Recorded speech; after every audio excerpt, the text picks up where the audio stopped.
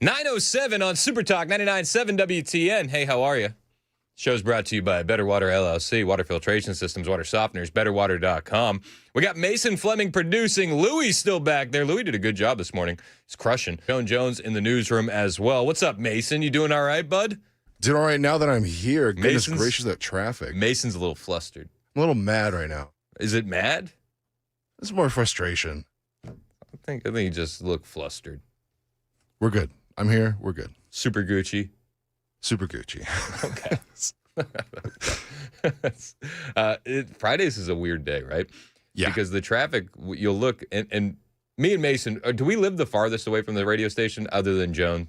I think so. Joan doesn't count, and I'll tell you why, because she drives to the station at 3 a.m., so traffic is non-existent. So, I heard my name. Yep, you're disqualified from the traffic conversation because you go to work at 3 a.m. I see. So me and Mason live the farthest away from the station, technically. What about Ken? Ken's on Cason Lane. Oh. Ken's right there. Why don't you just dox him and give everybody his address? I didn't give his address. It's not. That's not his actual street. That's just the area of the borough.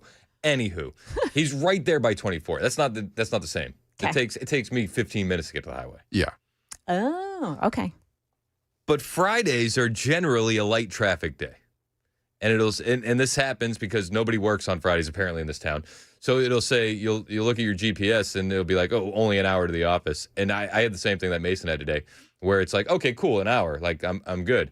And then hour and 40 minutes later. Yeah. It was like mine said 45 minutes when I left the house, and it turned into an hour and 10. And I was like, no. Especially bad on the roads this morning. Yeah. It was very bad.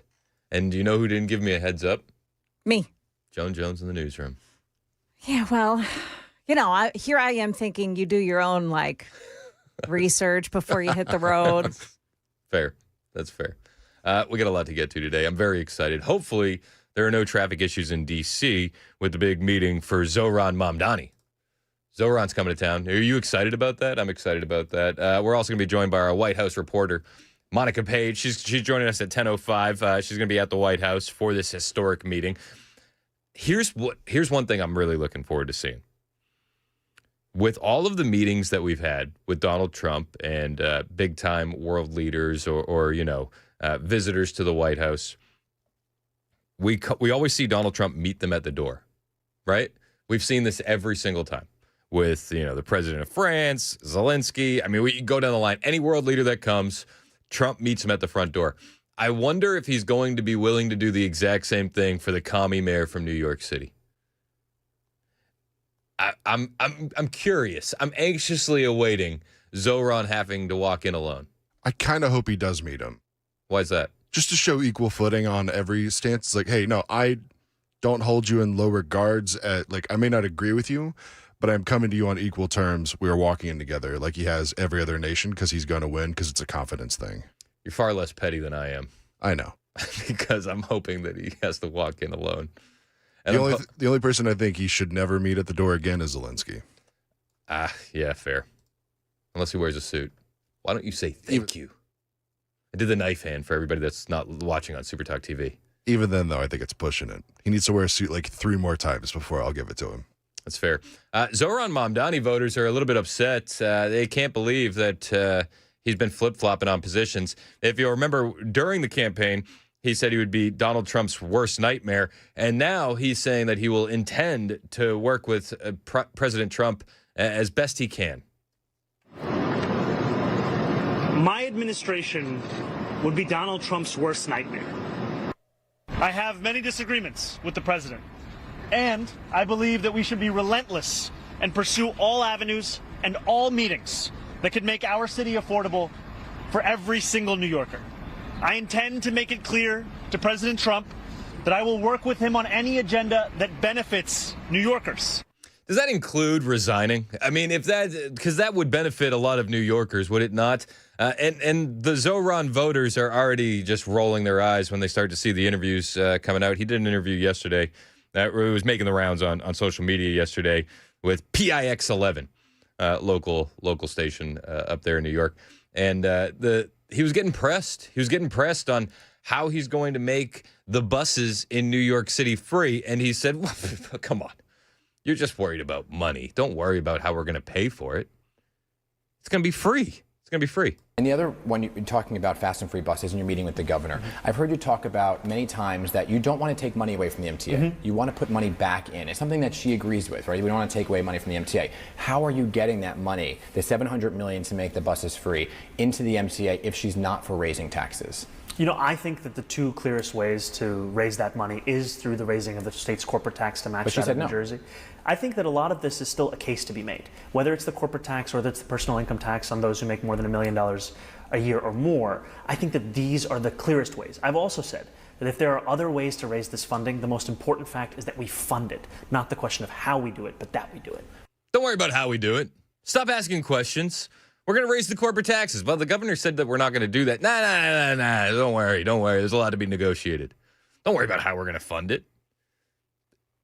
I don't think that he understands how this stuff works. I think that's one of the issues that you get when you hire a guy for a job that never actually had a job before. It's tough. Eric Trump was given some advice. I think you could classify this as advice last night on the Laura Ingraham show. And he said, when Mamdani goes to the White House today, just don't walk in and try and be a tough guy, because that never ends well. On, you have a person who wants to further increase taxes and devastate New York, and he wants to nationalize grocery stores and other things. I can tell you there's a lot of people who have gone into the White House before and tried to make a scene and tried to have a big PR event, and I think most of the people got laughed out of it. I mean, we saw that with Zelensky. I think I could probably name 25 people who went into the White House trying to be tough guys, and it didn't end up all that well for them. My father's, I think, performs probably better than anybody in that moment, but we'll see. I mean, my father loves New York. He cares about New York. He wants to see the best for New York. So he would have an open door, and I'm proud of him for having an open door. I don't think this is the right direction from New York. I hope this guy is a lot more bravado than he is real action, but we'll see tomorrow. And and again, this is Donald Trump at his best. If the guy wants to showboat, I think he'll showboat right back. And there's no one that does that better than the commander in chief, as you know better than anybody. Wow. Trying to be a tough guy, it doesn't end well. Many have tried, and many have failed. The most notable, obviously, is Zelensky. That goes back to J.D. Vance, the knife hands. The knife hands. Thank you. That was say thank you. Say thank you. I wonder if J.D. Vance is in the office, if he's going to say, "Are you going to say thank you to the president for building New York City? Are you going to thank him for what he's done for New York City?" I can't wait for this meeting. What time is it? Do you know what time he's going to be at the White House? We'll ask Monica Page. We're gonna cover that live because we need to. We need to be there for that. If it happens during the show, we'll have the whole thing for you. Eric Trump, though, he was like, hey, by the way, everybody's leaving New York because of you, Zohran, and they're moving to Florida because in Florida, we got a guy, maybe you've heard of him, Ron DeSantis, who wants to eliminate property taxes, and Zohran is just going to raise everybody's taxes. Probably not, Laura, but I think it doesn't matter. Again, it's kind of bravado. What's sad to me is I now live in Florida, and you literally have Ron DeSantis in the state of Florida who's going around saying we're going to eliminate all property tax in the state of Florida. You know why? Because they're so flush with money based on the fact that you've had so many people from New York and other transplants, Jersey, etc., move down to Florida. Their budget is so flush with cash that they're able to literally eliminate all people's property tax that are domiciled in the state of Florida, all on the backs of what otherwise would have gone to a great state. And so he needs to be doing the exact opposite thing. New York needs to be cutting taxes. They need to make the most business-friendly environment anywhere in the the world. They should embrace capitalism. They should have the safest streets. They should have the cleanest streets, and they should let great companies. No one could compete against New York if you just let politicians get out of the way. Instead, he wants to do these experiments where they nationalize grocery stores and they do community policing and they get rid of the NYPD. We all have seen this story before. We've seen this story in Chicago. We've seen this story in Seattle. We saw the story in Minneapolis. We know how it's going to go, and it'd be a shame because New York is the greatest city anywhere in the world. He's right. Hey, I've seen this one before. Yeah, we know how this movie ends. Joan Jones disappointed me while I was playing that clip. She's texting me. She said the meeting's at 3 p.m. Matt Murphy gets all the good stuff. He does. Yeah, it's not fair. So wrong. It's not fun. Nobody enjoys that.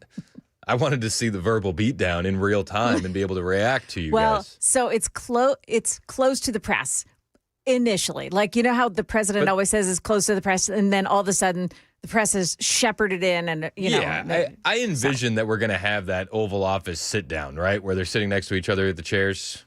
I would think so. With the fireplace in the background As going. long as everybody's being well behaved. We'll see. Scott Jennings has predictions on how the meeting will go, and he says that it's going to be a reality check for one Zohran Mamdani. Well, I'm glad Mayor-elect Mamdani is going because he's never had a job before. So Trump is going to have an opportunity now to explain to him how the world works. Number one, you're not going to be arresting Prime Minister Netanyahu when he comes to New York City, so you can put that out of your mind. Yeah. Number two, you need to cooperate with federal law enforcement and federal immigration when we come into the city to try to enforce existing federal immigration law. So you need to put that out of your mind as well. I hope the president explains to him how the world works. We have federal laws and we have international diplomacy, and those things are handled by the president, not the mayor of New York City. Facts. I will say this. It is very hard to explain to Democrats, leftists, and commies how the world works. That is an uphill battle. We can show them example after example of how things are supposed to go, and they still say, we're going to try it our way. Our way's going to work this time. We'll see. We'll see. Elsewhere in the Trump administration orbit, the White House has announced that the Russia-Ukraine peace plan, which has been devised by Secretary Rubio and Special Envoy Steve Witkoff, has been majority agreed to by top Ukrainian officials. The plan is now on Zelensky's desk. What is this plan? Could we have the ninth peace deal? Well, we'll see. This is from the AP. President Trump's plan for ending the war in Ukraine would cede land to Russia, limit the size of Kyiv's military, according to a draft obtained Thursday by the Associated Press. The proposal, originating from negotiations between Washington and Moscow, apparently appeared to be decidedly favorable to Russia, which started the war nearly 4 years ago by invading its neighbor. If passed as prologue, it would seem untenable for Ukrainian President Volodymyr Zelensky, who has opposed Trump's previous calls for territorial concessions.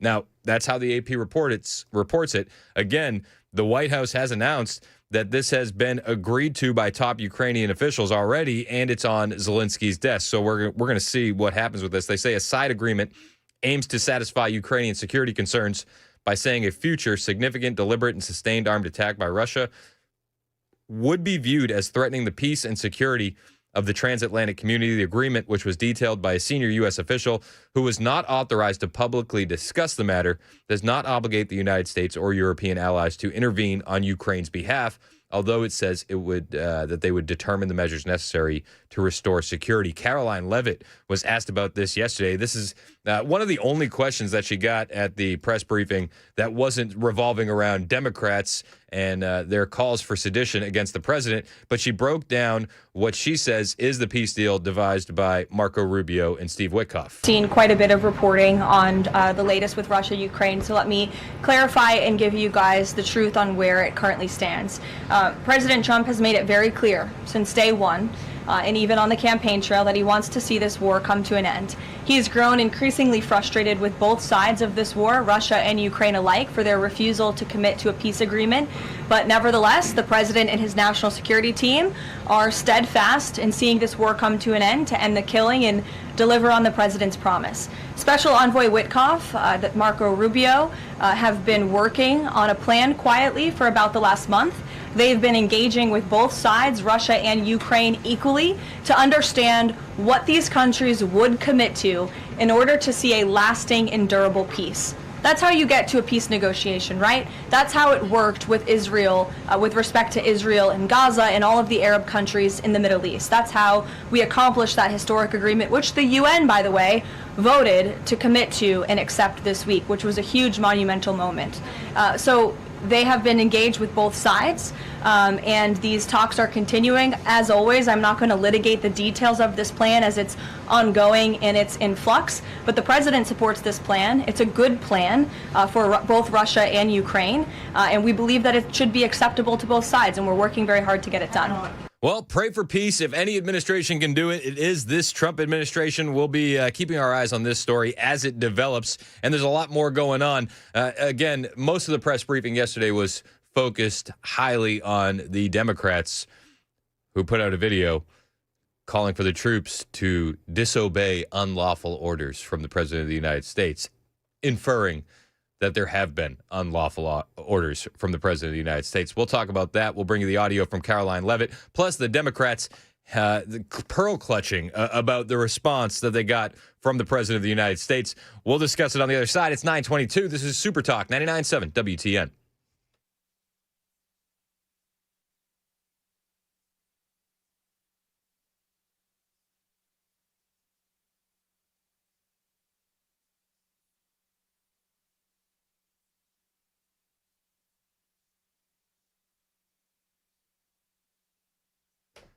Hey, what's up? It's Chris Hand. If you got family coming over for Thanksgiving and you have a slow or clogged mainline drain, that is a recipe for disaster. Call Busy Bee Plumbing, Heating, and Cooling before the family arrives to take care of it. They're running their 93 or free mainline opening special. Either they clear your mainline for $93 or it's free. This is a November-only deal, and it's a smart way to keep things running smooth before the holidays. Busy Bee wants to be there for you. And while we're talking about how Busy Bee's helping you, they want to help a lot more people get ready for this season. Busy Bee is proud to support the community coat drive happening this month. They're going to be collecting coats in Lebanon and in Mount Juliet, and they're looking for gently used or new coats. On Tuesday, November 25th, from 3 to 6 p.m., they'll be at 7 Cedars Butcher Block on Lebanon Square collecting those coats. And then on Sunday, November 30th, 2 to 4 p.m., Mount Juliet Chamber of Commerce parking lot. Also, today is your last day to submit your go-to Thanksgiving recipe. Send it to Busy Bee on social media. If it's the best recipe, well, you could win $2,000 off a new HVAC system, and the runner-up is going to get $1,000 off. Winner's going to be announced today on Facebook Live. So don't wait. Do that today, and don't wait if you got a clogged mainline drain. 93 are free from Busy Bee Plumbing, Heating, and Cooling. 615-775-7833. 615-775-7833. BusyBeeHVAC.com.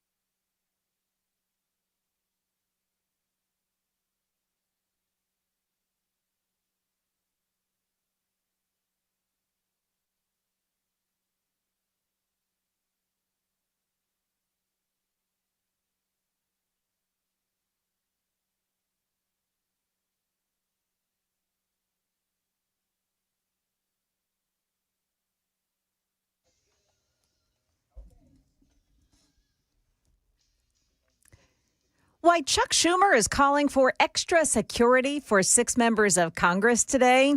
Also, a crazy plan to take over a Caribbean island has just been disrupted. Where do you hear this story? It's coming up at 9:30 on Super Talk 99.7 WTN. That's Joan Jones in the newsroom. My name is Chris Hand. Mason Fleming is producing. The show is brought to you by Better Water LLC, water filtration systems, water softeners, betterwater.com. Find me on all the social media platforms at Chris Hand on air. Hit the follow button. I will follow back. So the Dems, they sure do know how to make something a story and then capitalize on it. They put out a video a few days ago, and the video was frustrating because, like, you know what they're getting at, right? There'll be plenty of people that say, all the Democrats said was don't defy illegal orders. But what they're inferring is that the president is issuing illegal orders to the troops. And the president wasn't too happy about this video. Senator Mark Kelly. Representative Chris DeLuzio. Congresswoman Maggie Goodlander. Representative Chrissy Houlihan. Congressman Jason Crow. I was a captain in the United States Navy. Former CIA officer. Former Navy. Former paratrooper and Army Ranger. Former intelligence officer. Former Air Force. We want to speak directly to members of the military and the intelligence community who take risks each day to keep Americans safe. We know you are under enormous stress and pressure right now. Americans trust their military. But that trust is at risk. This administration is pitting our uniformed military and intelligence community professionals against American citizens. When has the president of the United States pitted uniformed military against American citizens? Do you have any examples of that? This is the most infuriating video. Donald Trump saw the video, and he wasn't exactly happy about it. And he was going off on Truth Social yesterday, saying it's called seditious behavior at the highest level. Each one of these traitors to our country should be arrested and put on trial. Their words cannot be allowed to stand. We must have or we won't have a country anymore. An example must be set. President DJT. Let me highlight the important part there. Arrested and put on trial. Because he followed up with another tweet where he said, seditious behavior is punishable by death. Which, I don't know if you fact-checked that, happens to be true. And he wants them put on trial and arrested for seditious behavior. Let the courts handle it. Donald Trump is not calling for these officials to be killed. He's just saying, hey, when you mess around, you may find out, and remind you the penalty for this is death. This has led to a lot of uproar. And many of the propaganda arm of the left-wing radical party known as the Democrats attacked Caroline Leavitt yesterday in the press briefing. They didn't want to let it go. Caroline Leavitt stood her ground, dug her heels in, and she fought back valiantly. I'll bring you all the audio from Caroline Leavitt on the way. Plus, I want to talk about Afton Bain and her recent podcast highlights that have been going viral, her response to the podcast highlights, and also the response from the Matt Van Epps camp, or maybe a lack of a response from the Matt Van Epps camp. All that and more on the way. 9:31, Super Talk, 99.7 WTN.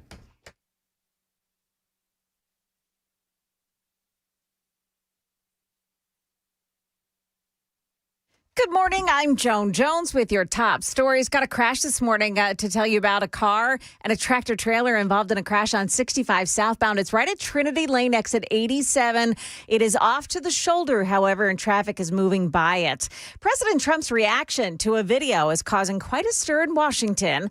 The video from 6 Democrat lawmakers encouraging military members and those in the intelligence community to disobey orders from Donald Trump. You can refuse illegal orders. You can refuse illegal orders. You must refuse illegal orders. No one has to carry out orders that violate the law or our Constitution. Now, President Trump calls that seditious behavior punishable by death. ABC's Rachel Scott with some reaction now from Washington, D.C. Over here on Capitol Hill, Democrats start to accuse the president of inciting political violence. Senate Minority Leader Chuck Schumer starts to call Capitol Police asking for extra protection for the members that were featured in that video. And even some Republican lawmakers, all the way up to the Republican Speaker of the House, are clearly uncomfortable by what the president is saying. The 6 lawmakers have not said which orders they're referring to in that video, but it comes at a time when the U.S. military has conducted those lethal military strikes against alleged drug-carrying vessels in the Caribbean and in the Pacific Ocean. Some say those strikes are not legal. Bizarro story of the day. A couple of Dallas area men are facing potential life in prison terms if they're convicted of plotting to invade a Caribbean island, murder the men living there, and enslave the women and kids. Here's ABC's Jim Ryan. He says the pair were apparently pretty serious about it. A federal grand jury has indicted 21-year-old Gavin Rivers Weisenberg and Tanner Christopher Thomas, who's 20, on charges of conspiracy to murder, maim, or kidnap in a foreign country. Prosecutors say the pair plotted to invade an island off the coast of Haiti, murder the men, and use the women and children as sex slaves. Convictions could land Weisenberg and Thomas in prison for life. Now, the men they went as so far as to learn the Haitian Creole language spoken on that island. And prosecutors said they also plan to buy a boat, guns, and ammo and recruit people off the street to become a mercenary force. That is the latest news. We've got weather up next. I'm Joan Jones, WTN News.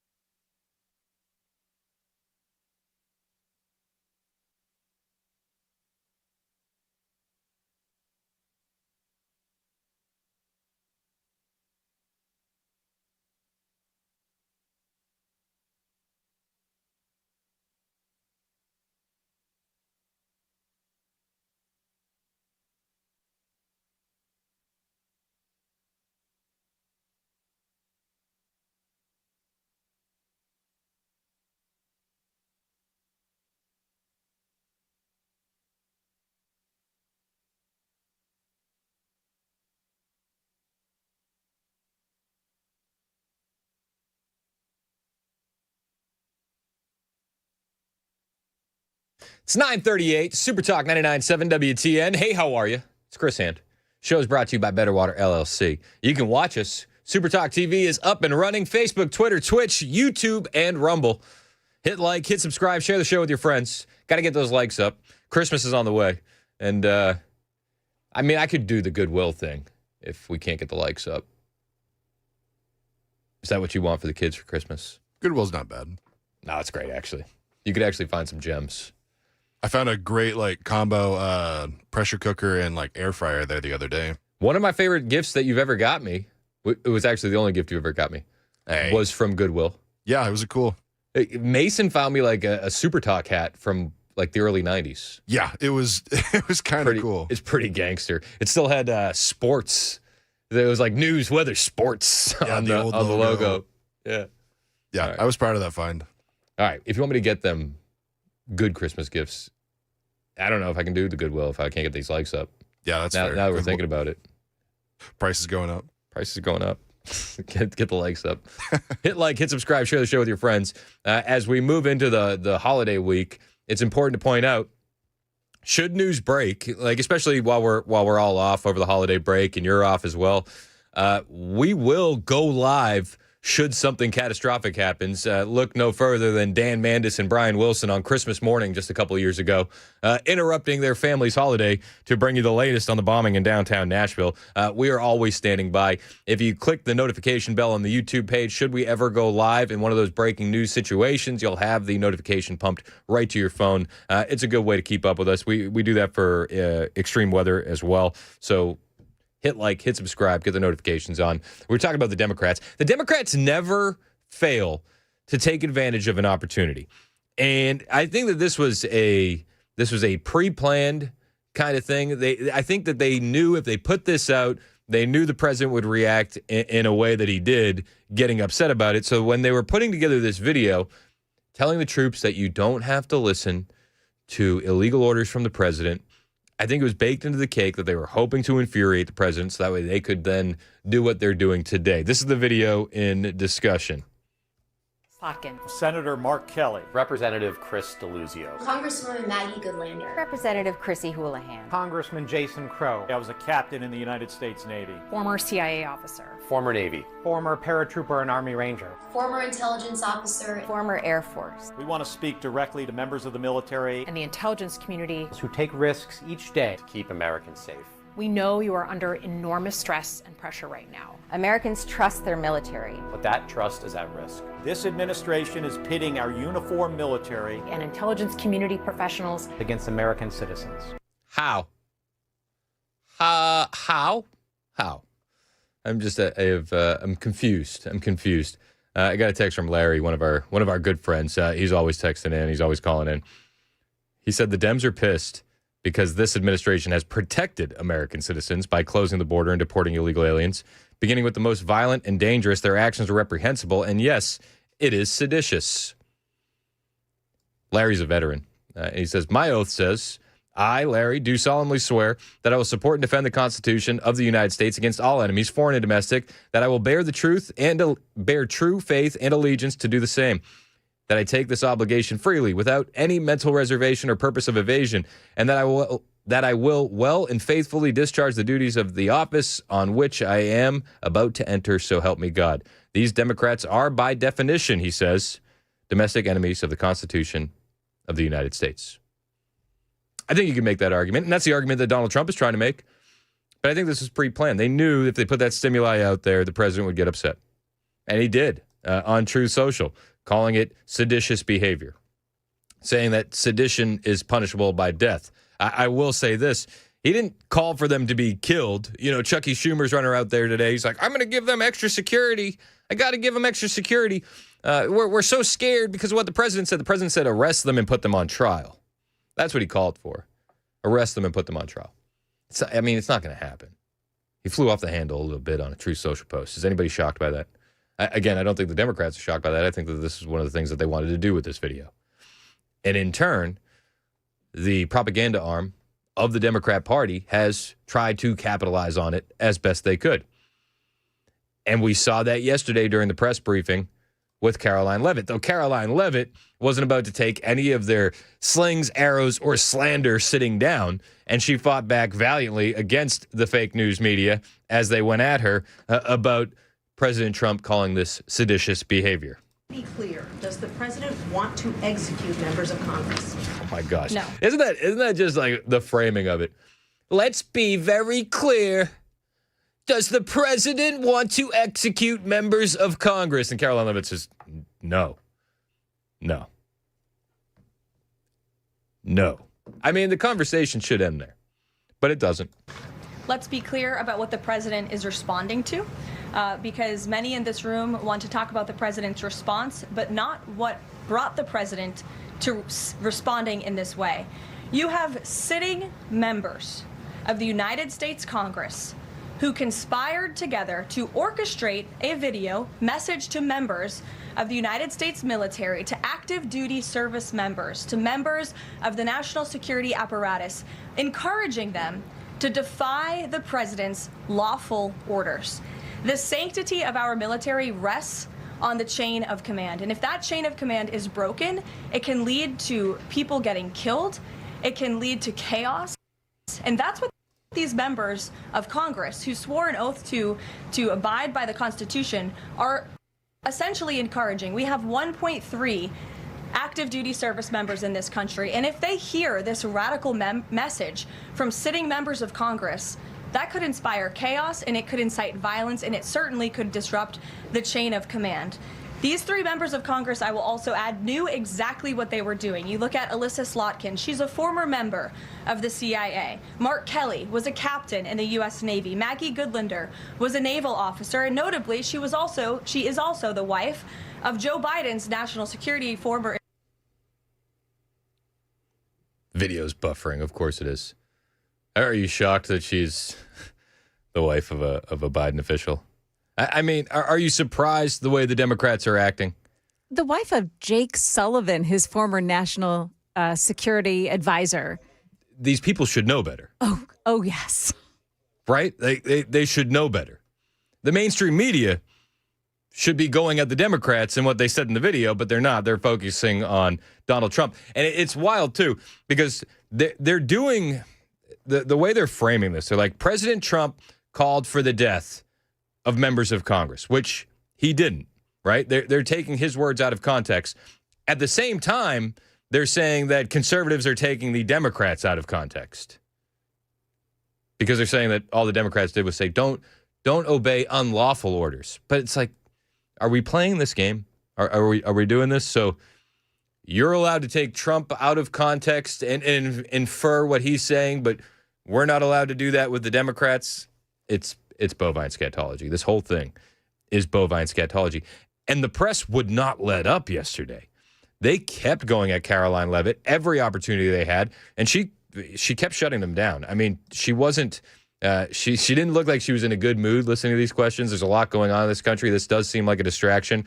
And if you're watching on Super Talk TV, you can see the look on her face, frustrated, annoyed, a bit pissed that they have to do this song and dance, but the song and dance continued. Caroline, can I just follow up? The president and the vice president, for that matter, have accused the other side of encouraging political violence. Isn't that exactly what the president is doing when he says that members of Congress should be killed? Why?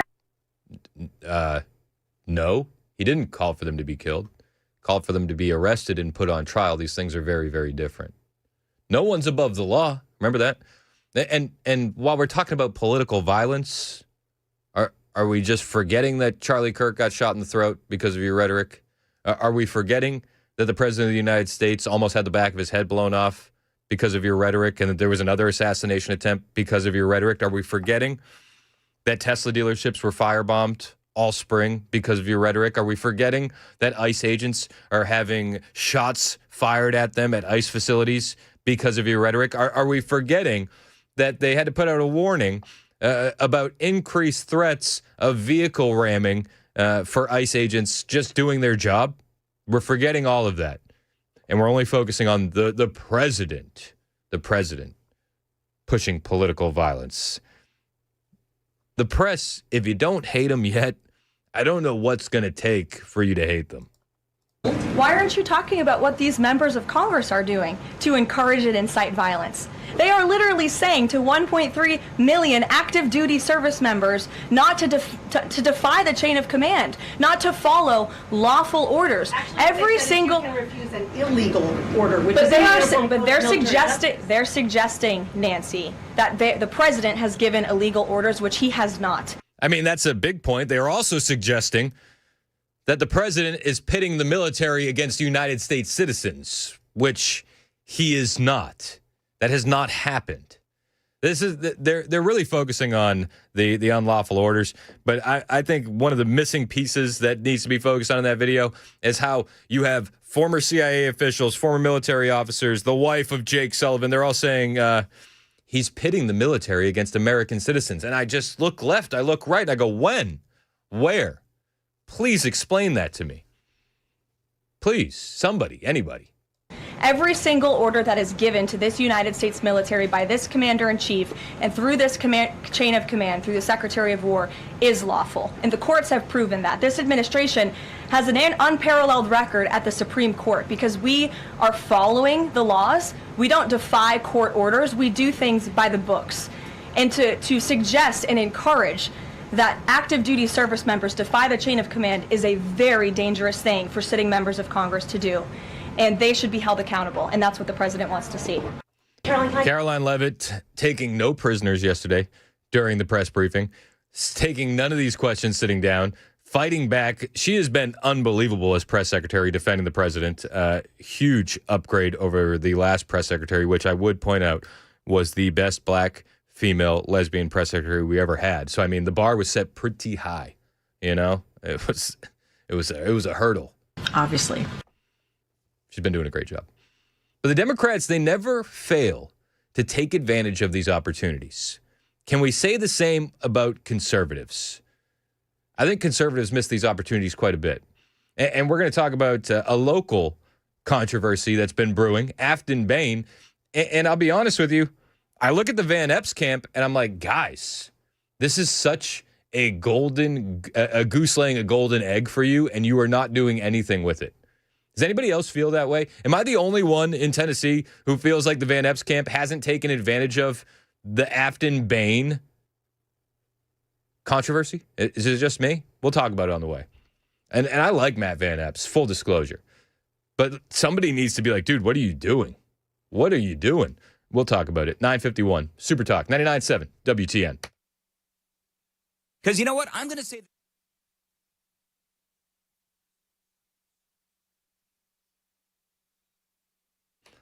Hey, what's up? It's Chris Hand here from my friend Ricky Dar and his company, Floor Nashville. If you need some floors, do it with a company that has biblical values, that is using their profits to keep revival alive right here in Nashville. That's what Floor Nashville is all about. They've been doing this since 2006. I mentioned earlier, it was founded by my friend Ricky Dar.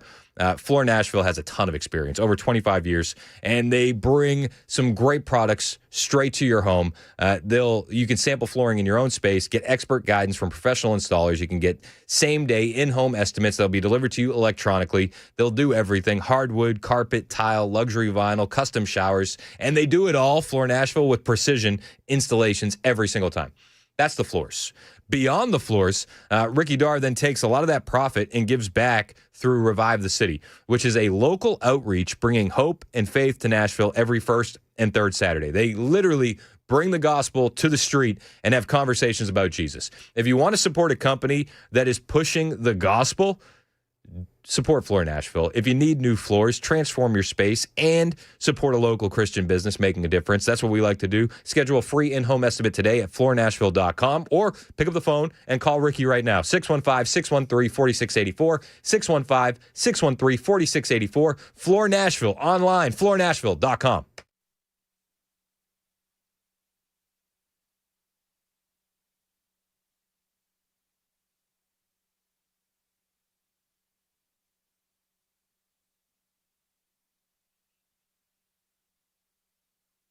Because you know what? I'm going to say the same damn thing that I said when Joe Biden won the election. I said Democrats are going to do what Democrats are going to do. And you know what's going to happen? It's going to be so abhorrent that there's going to be this huge shift away from the Democrats and away from Democrat rule, which is exactly what they did during the presidency of Joe Biden. So then guess what happened?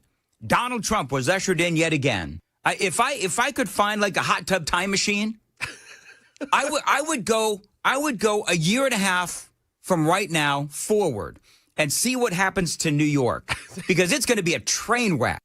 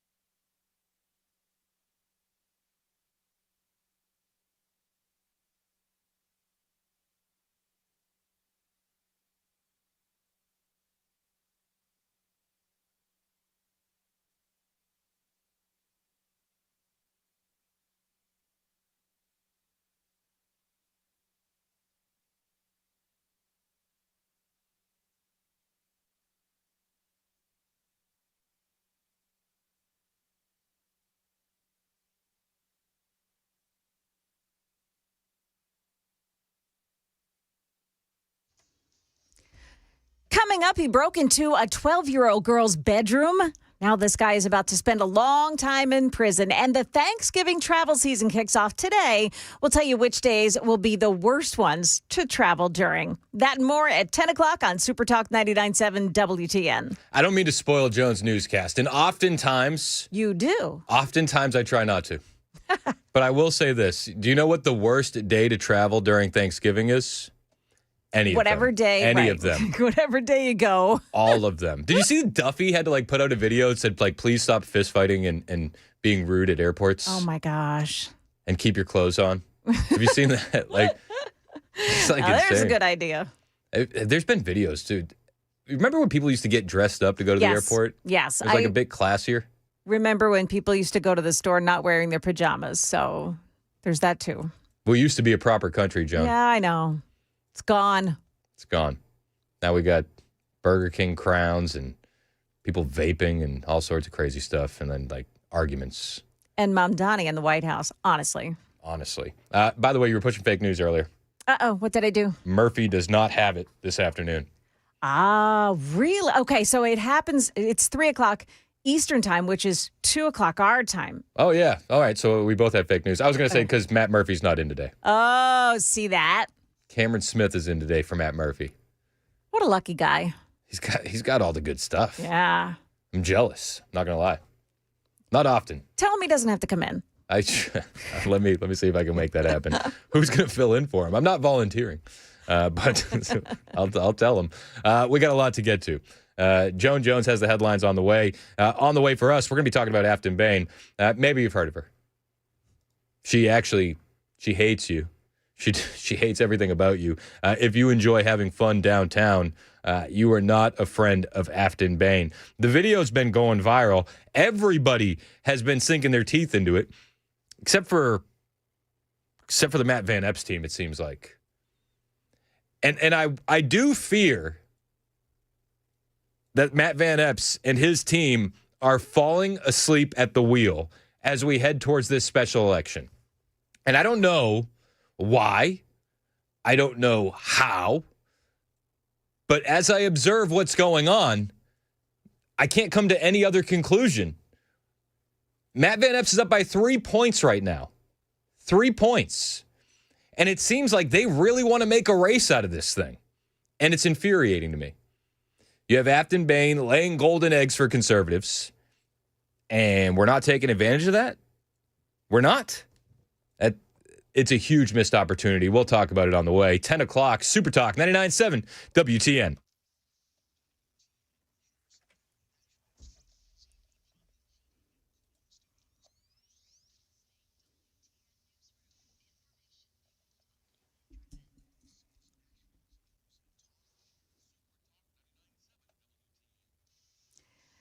Good morning. I'm Joan Jones with your top stories. A 30-year-old man is facing a long prison stay after being found guilty for posing as a teenage boy online and grooming a 12-year-old Putnam County girl. News 2's Sarah Smith reports he was busted sleeping in the girl's bed. Roll around and put your hands behind your back. Omar Lundy, a 30-year-old man pretending to be 15 in handcuffs after a mom caught him in her 12-year-old daughter's bed. What are you doing, man? What are you doing here? The victim and Lundy met on YouTube, and things escalated. He was led into the house by the victim late at night with her parents asleep at the time. Yeah, and when the parents discovered Omar Lundy in that girl's bed, he threatened them with a gun. Lundy faces 37 years in prison when he's sentenced in January. Expectations running high for the Thanksgiving travel period. It begins today. ABC's Jim Ryan says a record number of Americans may spend the holiday away from home. The trade group Airlines for America projects an all-time high 31 million passengers will climb aboard between today and December 1st. Far more Americans, however, will make their holiday trips by car, truck, or SUV. AAA predicts that at least 73 million people will drive to their destination, over a million more than Thanksgiving last year. Now, the safety analytics company INRIX says Tuesday and Wednesday afternoon will be the times the roads will be the most congested, and then again next Sunday after the holiday. Also, if you are headed to the airport for the holiday and you don't have a real ID, you're going to have to pay an $18 penalty. The officers, there's a little bit more legwork on their part when you go up to a checkpoint if you don't have the real ID. So I think there's a combination of paying for the new technology and also, the inconvenience, so to speak, for the officers to have to go out of their way to screen these passengers that don't have the standardized ID. That's Sean Cudahy, senior aviation reporter for The Points Guy. Also, blood donations drop off during the holidays every year. Now, Blood Assurance says they're in dire need of all blood, but especially the type that's considered universal. Here's WSMV4's Alexandria Adams. From November 23rd through the 30th, all O negative and platelet donors will receive a $50 gift card, an e-gift card, plus a free T-shirt. Now, there are blood drives taking place as well. You can check out online at bloodassurance.org to find one near you. And a lawsuit filed challenging the constitutionality of Tennessee's new school voucher program. The 10 parents and taxpayers being represented by the ACLU claim that program shifts public funds to unaccountable private schools that openly, they say, discriminate against students. They say private schools can discriminate against students with disabilities, LGBTQ students, and those of certain religions. Lawmakers passed that's the Governor Lee's private school voucher program in a January special session. That is the latest news. Weather is next. I'm Joan Jones, WTN News.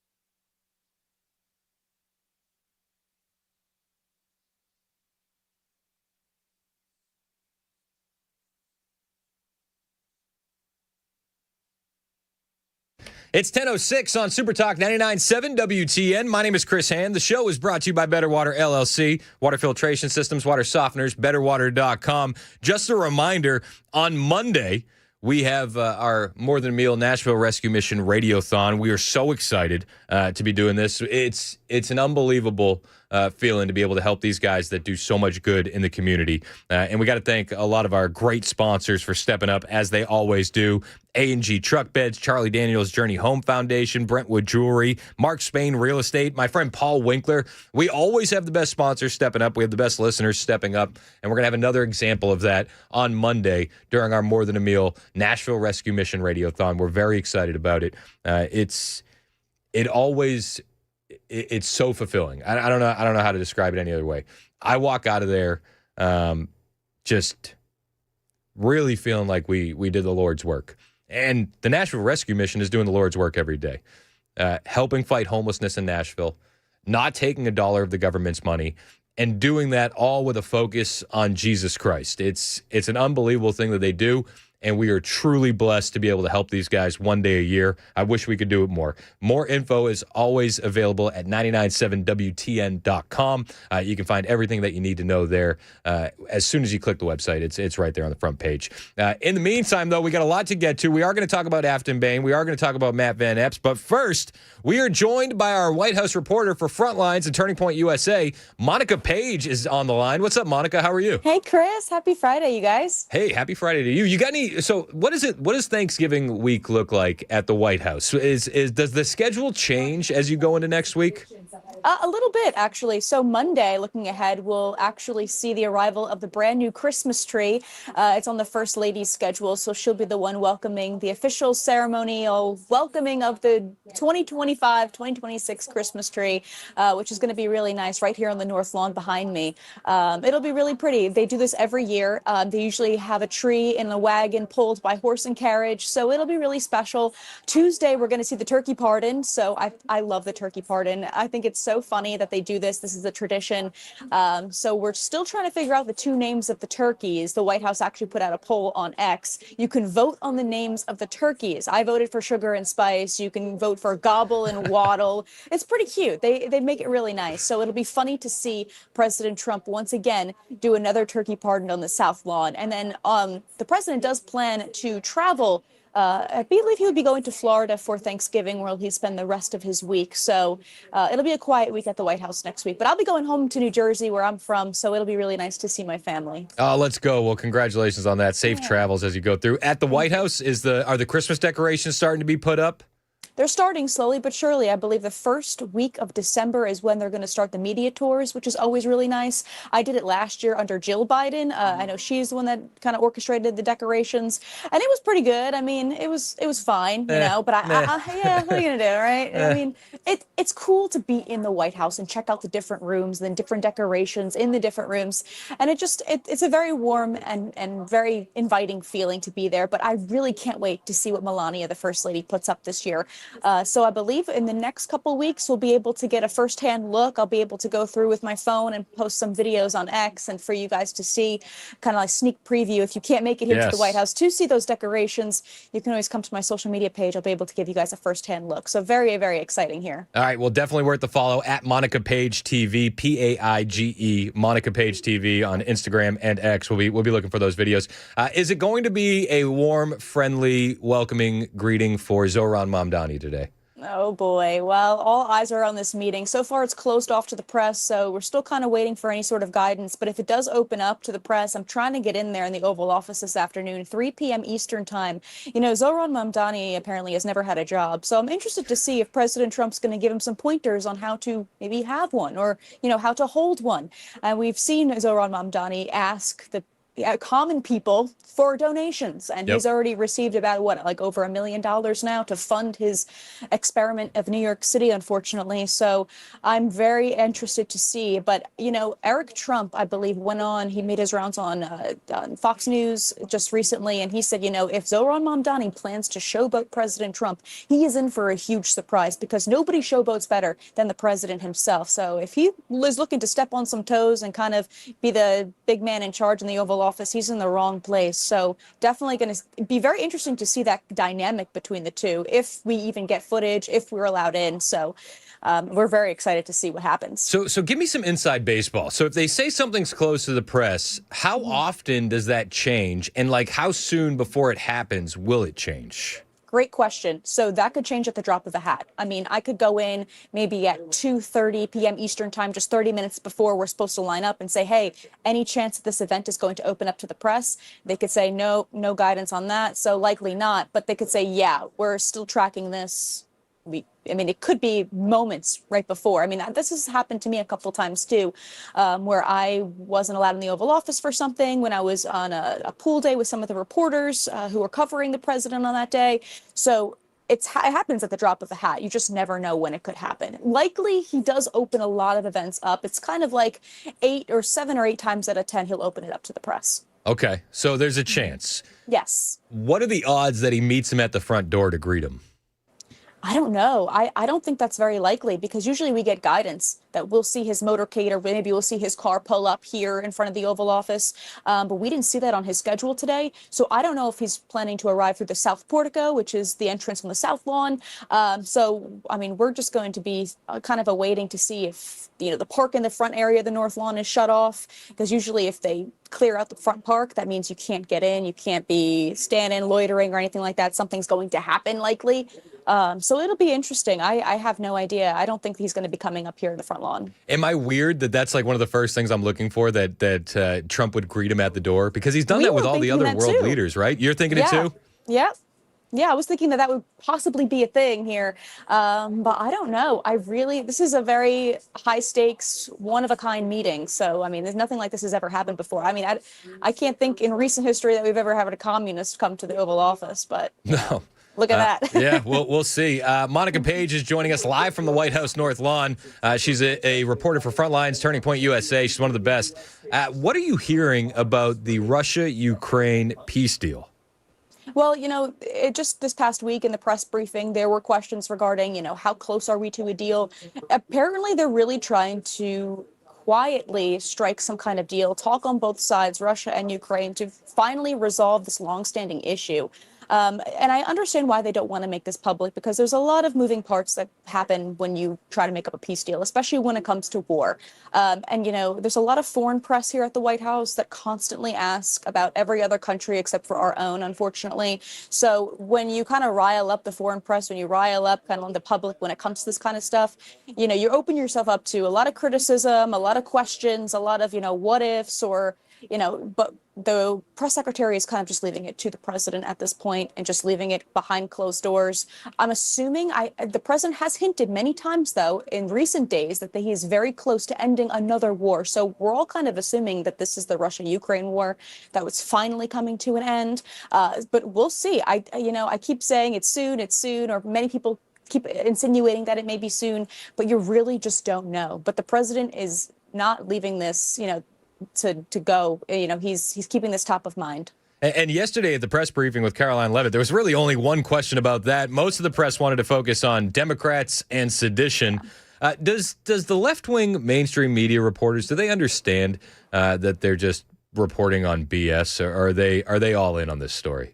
They don't understand. They don't understand anything. Unfortunately, they are so just caught up in whatever the president says and how he says it, and the tone of how he says it, and how it could be so offensive to people. I'm just happy we have a president who's getting things done, who has an agenda that he wants to get done. I mean, a lot of people, unfortunately, this White House, a lot of these Democrats here that cover the White House aren't focusing on the economic impact that the president is making strides and laying the groundwork for next year. So things like this don't really happen overnight, but the Democrats just can't stop focusing on how dangerous and damaging the Democrat Party really is. And kudos to President Trump for calling it out. Enough is enough. Yep. You can't be inciting violence or insinuating, violent rhetoric and then just get away with it. And for some reason, the left thinks it's okay. But it's not going to stand in this White House. And I know that for the fact that the president wants to focus on his wins. He wants to focus on what he wants to get done. And he's not going to let Democrats slow him down. Yeah, we talked last week saying, the messaging has felt a little off, but it has seemed like they've fine-tuned the messaging and refocused towards midterms and affordability. What are you hearing when it comes to the economy out of the White House? Sure. Well, I mean, to your point exactly, we just saw the Saudi leader just this past week, on top of the $600 billion that he invested for in their last meeting, that's moved up to $1 trillion here in America. So that's going to bring in jobs. There's a lot of events that are happening within this next year that are going to bring in more money, more revenue for the country, whether that's America 250, whether that's the FIFA World Cup and other events like that. And that's the reason why the president wanted to clean up D.C., is so that we can bring events here to the United States, here into our hometown here in D.C. But a lot of people are complaining that, we're not seeing the impact. We're not seeing it at the grocery store. I'm still paying a lot of money. But you are seeing gas prices go down. I mean, I saw gas prices under $3 in Virginia recently, which was pretty astounding. Yeah, that's I a big hadn't seen deal. that in a long time. Yeah. But something like this isn't going to happen overnight. All of the damage that the previous president and administration has done, unfortunately, isn't just going to reverse overnight. It's going to take a lot of time. But the president now actually met with Caroline Leavitt just this past week. She had told me that the president's laying the groundwork now, trying to put into place things now, so that as we head into the new year, as we head into 2026, especially midterms, people will finally start feeling some relief in their wallets. I'm hoping that could come, before summertime, when people want to travel, or at least, when they're buying gifts for their families coming ahead to this Christmas time. But there's a lot that this president is focused on, and affordability seems to be top of mind. He saw what happened in those local elections just earlier this month. So he hears it loud and clear. So I think he's very much focused on the affordability issue. Given your inside knowledge on the White House and how close you are to all these individuals, how much of the tariff dividend check is an idea, and how much of it is an actual plan coming from the Trump administration? So it's an actual plan. The revenue checks are an actual plan. But who's going to get them, who could be applicable for them, that's, I think, another issue that they're worrying about behind closed doors right now. I know Treasury Secretary Scott Bessent said that families who make less than $100,000 will be able to be getting this check. Unfortunately, I won't be getting that check because I make less than $100,000. But, there's a lot of people out there who make $100,000 per household or more and still are feeling the pain at the grocery store. The affordability issue is hitting them very much, and they could really use the $2,000 revenue checks. So I think they're still trying to work that out, but it's still very much a plan. The president likes to talk about it whenever he's asked about it in the Oval Office. He loves the economy. He loves talking about the investments, especially tariffs. And we're just hoping that the Supreme Court case, by the way, makes that right decision in voting for President Trump's tariffs and in favor of it so that we can get the ball rolling and we won't have to give back money. But the president has said in the past that he does have a plan B just in case the Supreme Court does rule it back against him. But the revenue checks are still very much a thing. It's just a matter of when and not if. Yeah, and it seems like it's one of those things where no matter what, people are going to be upset. Because if you're making $85K and you have one kid, your bills are looking a little bit different than if you're making $105K with 6 kids. Like these things are not always created equal. What are you hearing when it comes to the Supreme Court case on the tariffs? We've seen outward projection from Scott Bessent and Howard Lutnick, and they seem very confident that the Supreme Court is going to side with the president. But what are you hearing internally at the White House? Yeah, I mean, the White House still remains its position that it's very confident that the White House and the president plans to win this case. They've been doing everything by the books. I'm sure that they feel like maybe they have learned a lesson from the first term, the first administration that they've done, where maybe they've tried something and it just didn't work because they didn't go through certain processes. But now I think this administration is getting a grasp on things, doing things in other ways, and maybe trying to skirt around some other different ways, trying to ballpark and brainstorm some different avenues that they could take as far as getting these tariffs pushed through, making sure that making life affordable for the American people and making sure that we're not being taken advantage of as a country. But there are people out there that are kind of, negative. They've heard those opening remarks just recently at the Supreme Court hearing, and maybe they're not feeling too confident. The White House remains its position.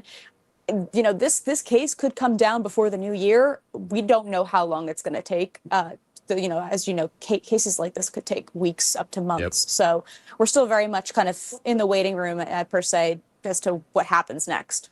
We're talking with Monica Page. She's our White House reporter. She joins us live every week from the White House North Lawn. I'm looking at the scene behind you, and I'm noticing there's no more leaves on the trees.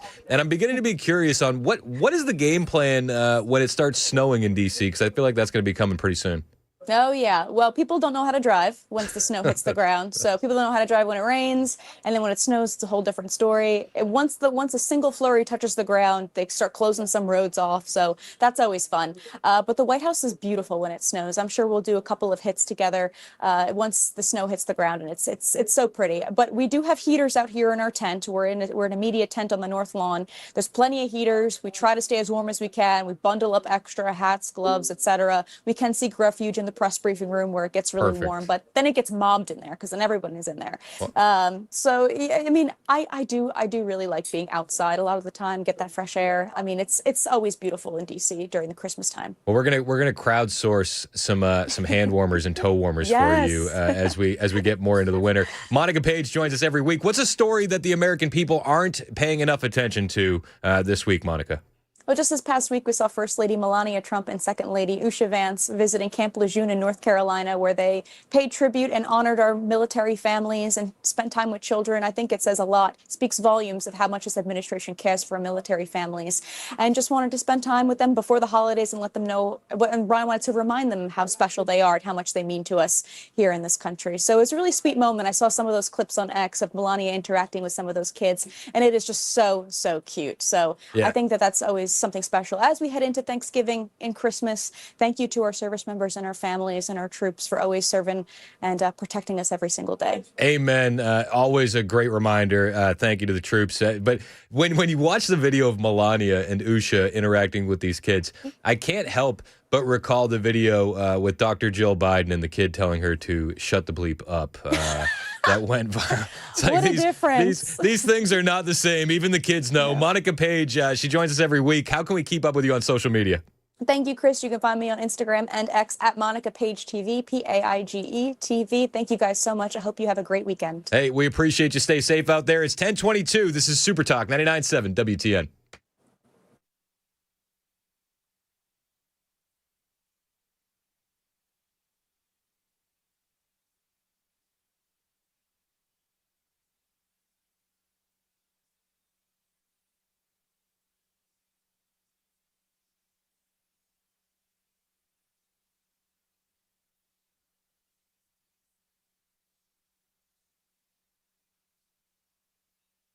I unironically would have voted for Matt Murphy's grandma over Freddie O'Connell.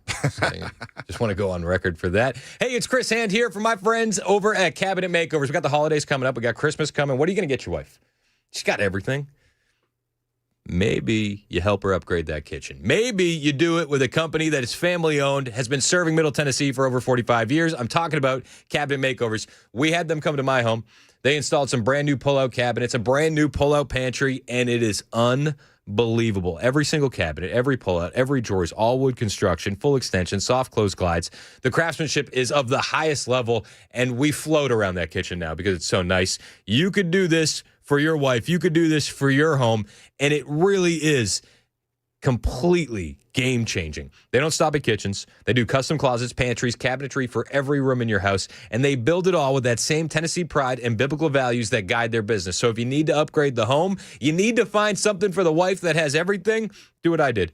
Call Cabinet Makeover, 615-331-7010, 615-331-7010. Find pictures of their work online, cabinetmakeoverstn.com.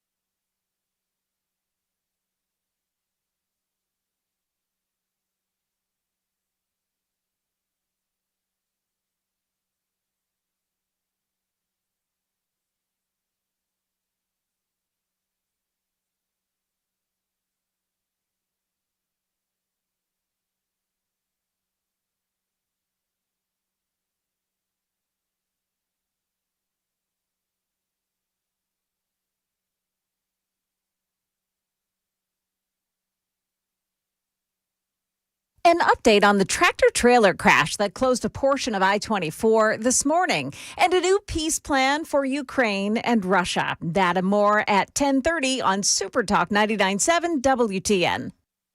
That's Joan Jones in the newsroom. My name is Chris Hand. Mason Fleming is producing. The show is brought to you by Better Water LLC, water filtration systems, water softeners, betterwater.com. We just had Monica Page on, White House reporter, Turning Point USA, and Frontlines. And she was talking about the pardoning of the turkeys. You know what the text line is saying?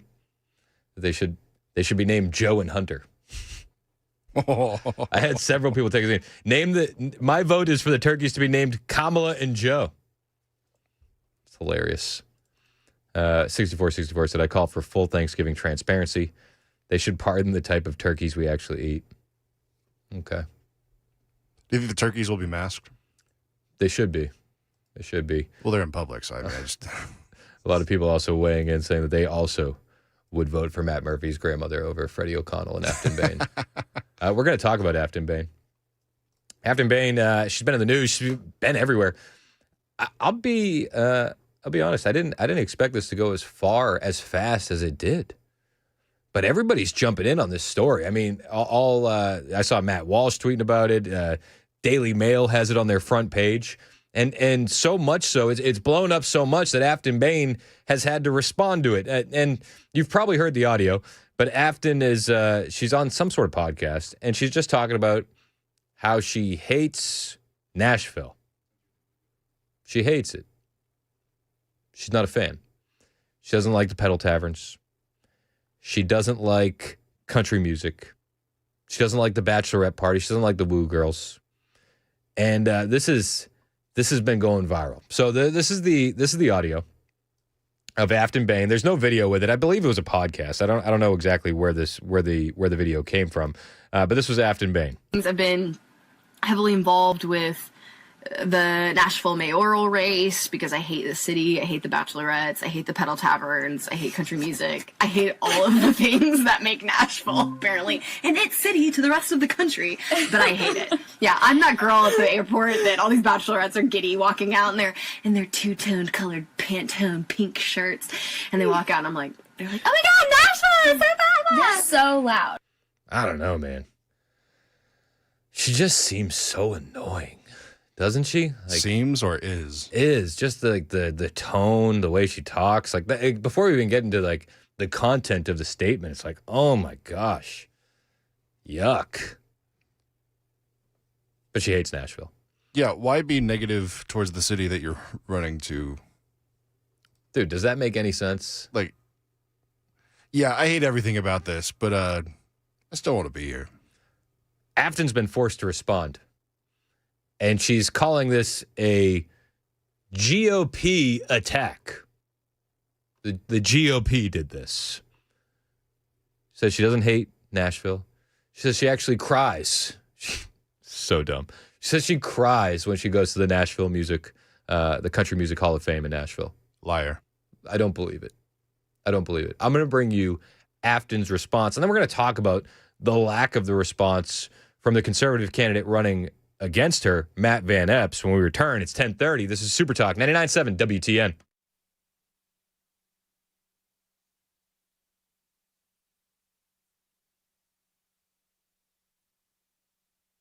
I'm Joan Jones with your top stories. New information about the tractor trailer and car crash that shut down a portion of I-24 eastbound this morning. Now, this happened near Briley Parkway, and now we're learning that the car involved had a flat tire, and that's when the tractor trailer slammed into the back of that car. 2 people were in it. One of them is reportedly in critical condition. It appears the entrance ramp from Briley Parkway onto I-24 East has now been reopened. These 2 guys have been at each other's throats for months. I am Donald Trump's worst nightmare as a progressive Muslim immigrant who actually fights for the things that I believe in. He's a communist, and he's a pure communist. I think he admits it. If he does get in, I'm going to be president, and he's going to have to do the right thing, or they're not getting any money. New York City Mayor-elect Zohran Mamdani meeting with President Trump at the White House today. Mamdani saying that he was to speak plainly to the president about making New York City more affordable. That meeting at 3 o'clock Eastern time. The White House has presented Ukraine with a new peace plan drawn up in coordination with Russia. Ukraine's President Zelensky saying in a speech that the pressure on Ukraine is now at its most intense. A group of senior American officials are in Kyiv, led by the Army Secretary Daniel Driscoll, who met with President Zelensky and presented this plan. And basically, the Americans are saying that they want this to happen very quickly. And they have said that President Zelensky has agreed to an aggressive timeline on that. I don't think we've heard that from the Ukrainians. ABC's Patrick Rival reporting. That is the latest news. We've got weather next. I'm Joan Jones, WTN News.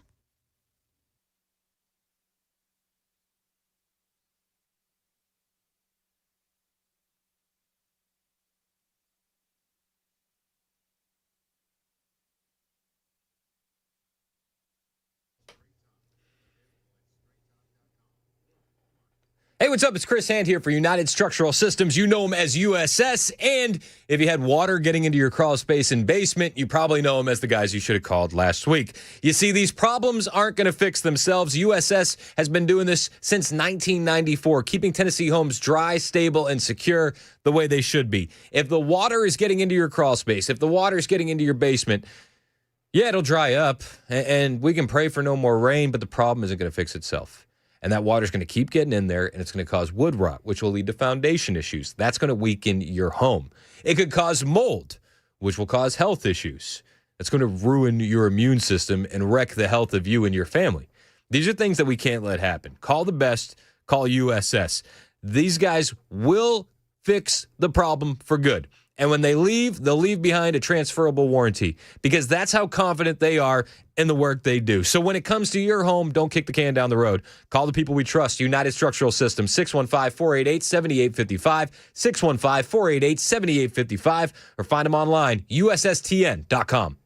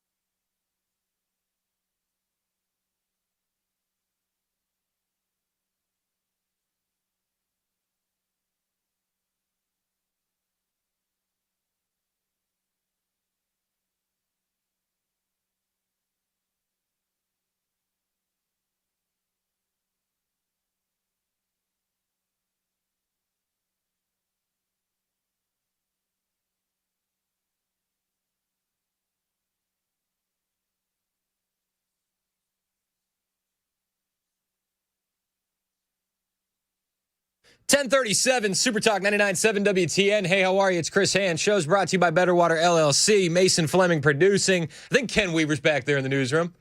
Oh, I'm here, Brother Chris. Oh, man. I almost said I'm Brother Chris, but I'm not Brother Chris. Nah, but You're a little bit taller by about a foot. He's just as based and red-pilled, though. We got an awesome event coming up on Monday, Nashville Rescue Mission, More Yes, Than a sir. Meal Radiothon. We do it every single year. It is a blessing to be able to be a part of that. It's a blessing to have an organization like the Nashville Rescue Mission here in Nashville, not taking $1 of government money, but attacking the root causes of homelessness and attacking them with a biblical focus, a Christ-focused mission. Yes, sir. And we're incredibly proud to be able to partner with these guys again. We couldn't do it on our own. We have a ton of great sponsors jumping in: Xander Insurance, Stoltz Co., Paul Winkler, AVDG, powered by Guitar Center, and more. We're all going to be there on Monday at the men's campus of the Nashville Rescue Mission all day long, 5 to 7, and it's going to be a break from the traditional programming, but it's a good cause. It's a worthy cause, and we're going to talk about hope. We're going to talk about how we can fix the homelessness crisis in Nashville and how we don't need the government to intervene. Yes, sir. Which is really the biggest deal. It's a hand up, not a handout, and that's what the Nashville Rescue Mission does. It is truly an unbelievable experience for me as a guy that fell in love with this station as a listener, to be able to carry that torch that guys that came before me, like Phil Valentine and Dan Mandis and this whole team have done for years upon years. So it's an honor, and we're blessed to be able to be a part of it. We ask you to join us on Monday at the Nashville Rescue Mission. That being said, a lot of politics to talk about between now and then. Afton Bain, she has been the topic of conversation. I've been heavily involved with the Nashville mayoral race because I hate the city, I hate the bachelorettes, I hate the pedal taverns, I hate country music, I hate all of the things that make Nashville apparently an it city to the rest of the country, but I hate it. Yeah, I'm that girl at the airport that all these bachelorettes are giddy walking out in their two-toned colored Pantone pink shirts, and they walk out and I'm like, they're like, oh my God, Nashville is so bad. They're so loud. Man, red meat, right? The conservative candidate, Matt Van Epp, should absolutely be running this in his ads, should he not? Why isn't he? And listen, I like Matt. I really do, and I hope he wins. But I think that you should fire your social media manager. I think that you should fire your media team, and I think that you guys should recalibrate and refocus on what's in front of you. If I was managing Matt Van Epp's team, do you know what I would have done? I would have created a new ad instantly. I would have had Matt downtown on a pedal tavern. I would have had Matt downtown enjoying country music. I would have had Matt buying a round of drinks for bachelorettes in Nashville, all while Afton's video and audio plays in the background. And then I would have ended with a tagline like, hey, I'm Matt Van Epps and I don't hate you. Vote for me. We haven't seen any of that. In fact, I checked Van Epps' Twitter just a little while ago. And Matt for TN. And listen, I'm not trying to like trash Matt. I just want to be like, dude, this is a lot closer than anybody's giving it credit. Democrats are energized, and this is red meat. He's tweeting about early voting. He's tweeting about early voting. And I scroll back through his Twitter. What are we seeing? Nothing about the Afton Bain video. Why? This is a goose laying golden eggs for you, man. Take advantage of this. We've seen the blueprint work. When we were called trash people, remember that? Donald Trump showed up in a garbage truck. When Kamala Harris was lying and saying that she worked at McDonald's, Donald Trump showed up and he was a fry cook for a day. You have to attack this stuff, and you have to do it quickly. And Matt should fire his team. I'll be honest with you. Your social media manager sucks. This is day one stuff. Before Matt Van Epps has even commented on this on social media, Afton Bain has had to respond. Afton already responded to the controversy. Why aren't you running these ads everywhere? Why didn't you do a new ad? Matt's advertising on our radio station. And I'm grateful for that. I'm not trying to besmirch him too much. I'm just like, I'm trying to shake you awake, man.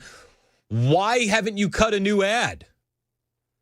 Do you understand? It doesn't take that long. Like, why? Why aren't you flooding social media with this stuff? I don't understand. I'm totally befuddled by why Matt Van Epps hasn't taken advantage of this. Afton Bain had to address the controversy because it's blowing up everywhere. You have so many individuals commenting on this, some of the loudest voices in the conservative movement, yet nothing from Matt Van Epps. But these voices have made Afton have to respond, and she put out a video. I believe this was last night or yesterday. She is, last night, 6:44 p.m., she posted this on Twitter. This has 1 million views, where she addresses the controversy. And if you're not watching on Super Talk TV, there's a caption on the video that says, "Breaking, I do not hate Nashville, LOL." I would remind you, we're not making things up. We're just playing your own words back to you. This is how Afton responded to the controversy. State Representative Afton Bain here, the Democratic nominee for the 7th Congressional Special Election in Tennessee. Real quick, she has subtitles on her video, and she also needs to fire her social media team. I'm just going to let you know, because the subtitles, obviously done by AI, spelled her own last name wrong in her video. Spelled it B-A-I-N. That's not how you spell it. Anyway, I digress. The Democratic nominee for the 7th Congressional Special Election in Tennessee. For those of you just joining in, I often record segments in my Jeep Wrangler called Wranglin' Time. Yes, there is a theme song, and no, I will not be singing it today. But yes, I will bring it back because I know a lot of you miss it, and you've said I sing well.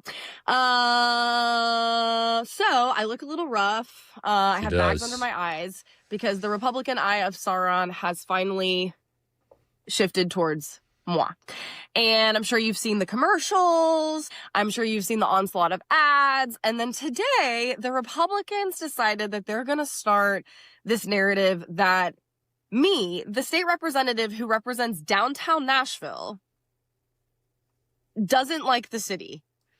So this is hilarious. Like, I love how it's conservatives starting this narrative, right? This is conservatives are starting this narrative. The Eye of Sauron. This is a Lord of the Rings reference, right?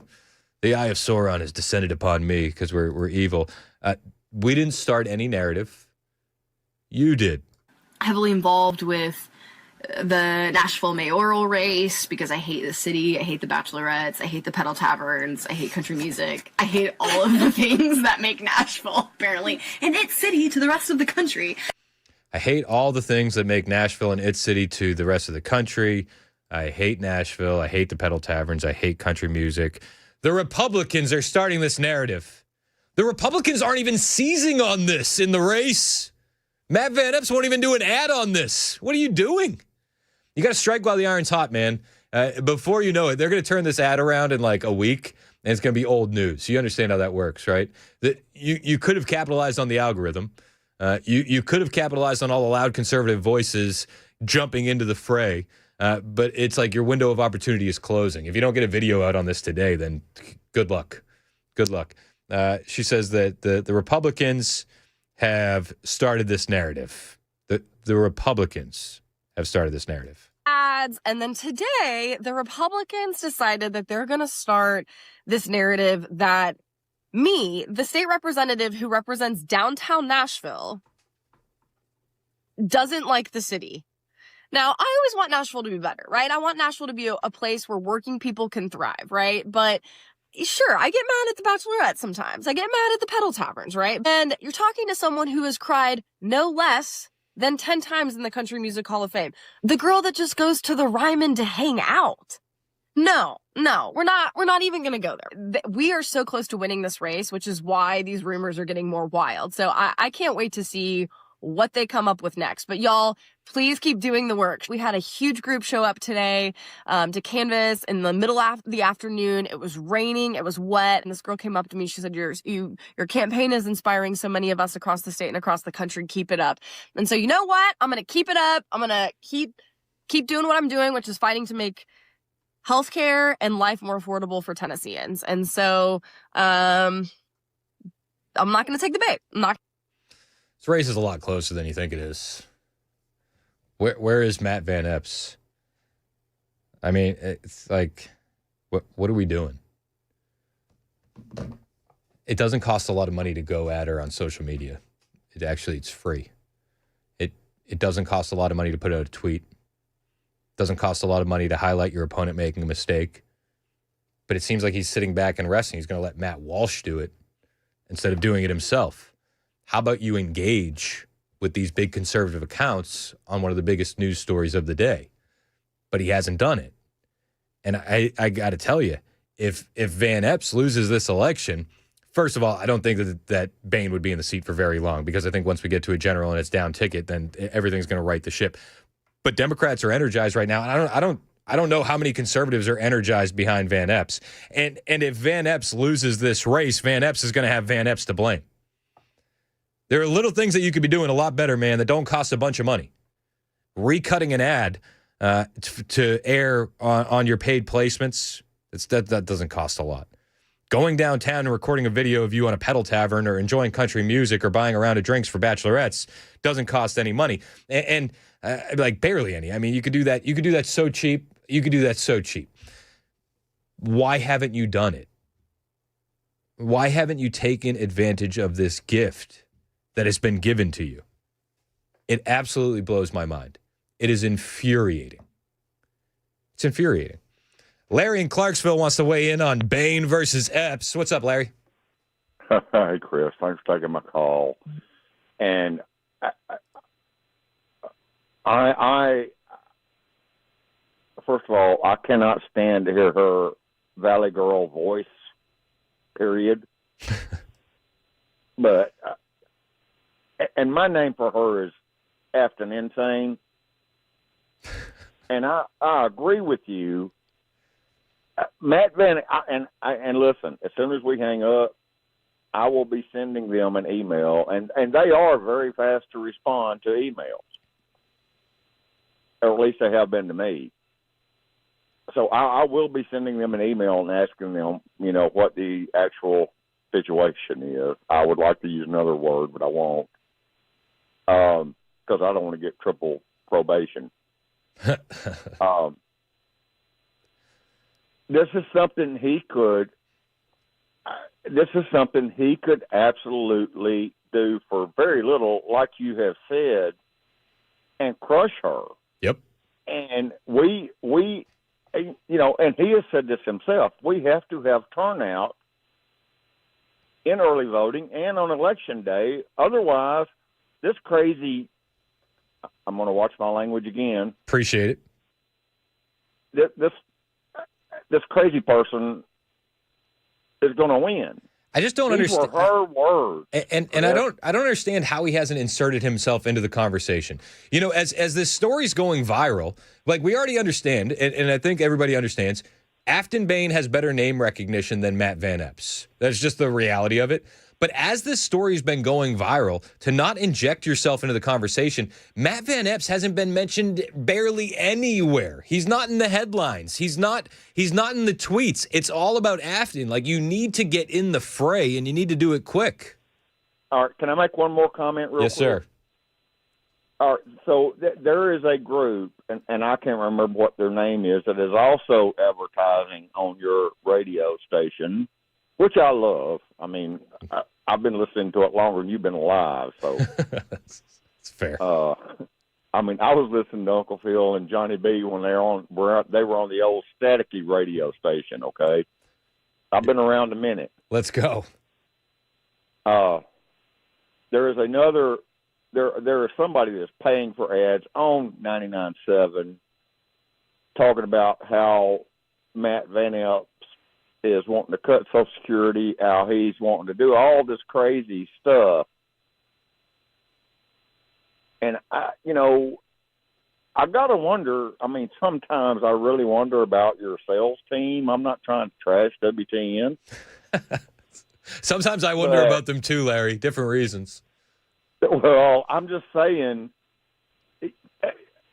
you have enough people wanting to advertise on your station. God knows we hear all the commercials. Sometimes your sales team could just say, no, we're not taking that ad. Yep. Or they could make it so damned expensive that this, George Soros funded group, and I'm sure they are, we're not going to play that ad.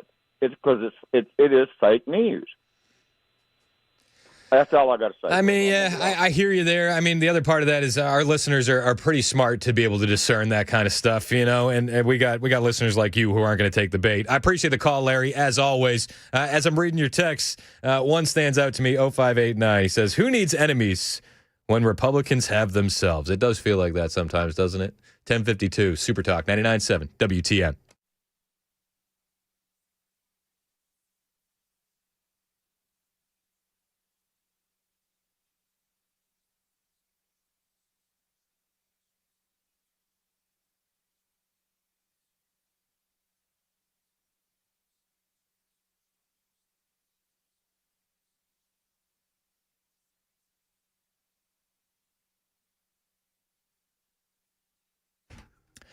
Zohran Mamdani, the worst kind of commie that you can find. You know what commies really hate? Guns. They always try to disarm people. You know who loves guns? Everybody here. In fact, we always partner with the Glock store. They're throwing a huge sale next week. It's their first annual Black Friday and Super Saturday. This sale couldn't be contained to one day. Virtually everything is going to be on sale, including a special deal on a special Glock at a price I can't even mention on the air. They said it's too low. They said the price is too low. You're not allowed to mention it. We have safety concerns. We can't be mobbed at the door like we used to see in the 90s, Chris. The price is too low. I said, okay. I won't say the price. But what you can do is you can check out the great deals in the Black Friday category on Glockstore.com, make a list of what you want, and then you can just browse the store while the staff gets your order together. It's a little personal shopper kind of thing going on, and while you're waiting, you might just win one of the big, incredible high-dollar raffles going on that day. This way, you're not going to forget anything. You won't get distracted during all the giveaways, and then you can relax and get a great meal from Uncle Bud's food truck. Yeah, Donaldson's favorite fried chicken and catfish restaurant has a brand new food truck, and they're going to be on location for Black Friday and Super Saturday. So just to recap, great deals on everything, including Glocks, raffles all day, great prizes, and Uncle Bud's food trucks. I mean, listen, if you can't taste the Hush Puppies already, you got to go there and taste the Hush Puppies because they're awesome. Glock Store's Black Friday, Super Saturday sale. Minutes from the airport, worth the drive from anywhere.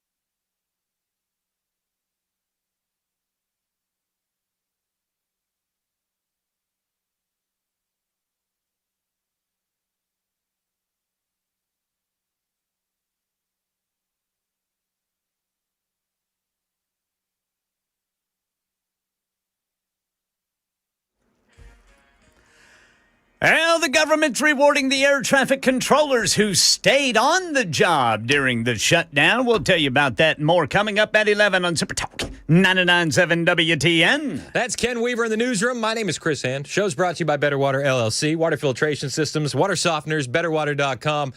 I feel like I touched a nerve with some Republican voters.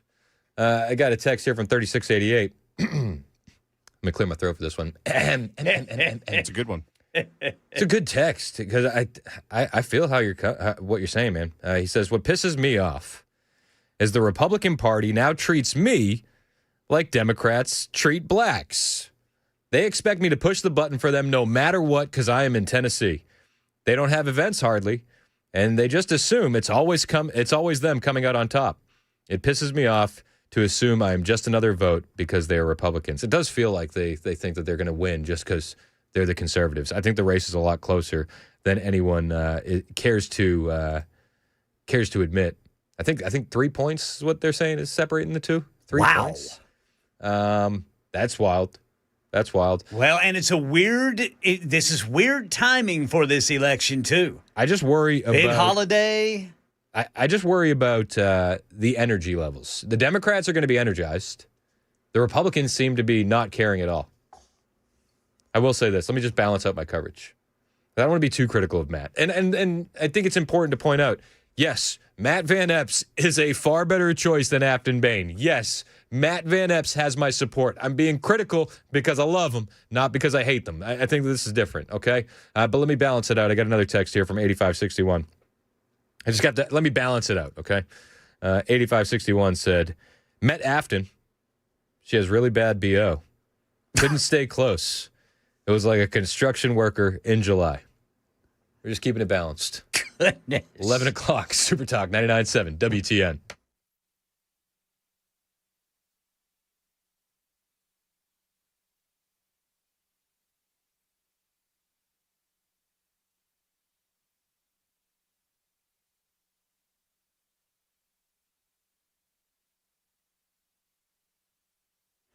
$11 o'clock on the dot. I'm Ken Weaver with your top stories. Drivers in Cheatham County. We've got rolling roadblocks to fix potholes, and it's blocking the right lane of 40 eastbound right there at the Kingston Springs, Ashland City Highway exit 249, exit 188. And here in Nashville, crash on the right shoulder, 40 westbound at Hermitage. And full forecast in 5 minutes.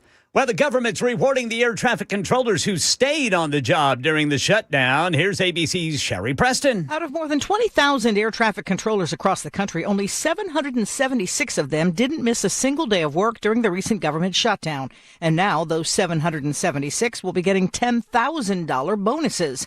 The FAA making the announcement after lifting the flight restrictions that were put in place during the shutdown because so many controllers called out sick. Working without a paycheck for more than a month, many of those controllers took on second jobs or simply stayed home because they couldn't afford child care. Sherry Preston, ABC News. President Trump meets at the White House today with New York City Mayor-elect Zohran Mamdani. ABC News White House correspondent Karen Travers with a preview. The one big thing that we're looking for, of course, was the president's threat to withhold federal funding for New York City. And the White House was asked about that yesterday, and Caroline Leavitt would not commit to removing that threat or that the president would go through with it. She said, we'll see how this meeting goes and we'll let the president speak for himself. Yeah, that meeting scheduled for 2 o'clock Middle Tennessee time. Well, the latest gauge on consumer sentiment finds Americans feeling less than optimistic heading into the holidays. The University of Michigan surveys of consumers suggesting a slight rise in sentiment after the end of the federal shutdown. Still, respondents said they are frustrated by stubbornly high prices and what they feel are weakening incomes. One bright spot in the survey, the long-term expectation for inflation has softened this month.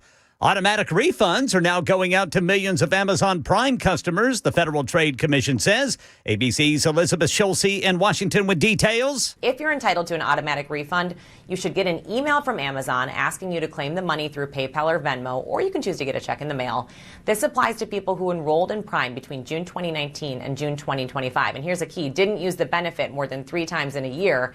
If you don't get an automatic payment, you might still qualify for a refund. You can go to the website subscriptionmembershipsettlement.com, submit a claim starting December 24th.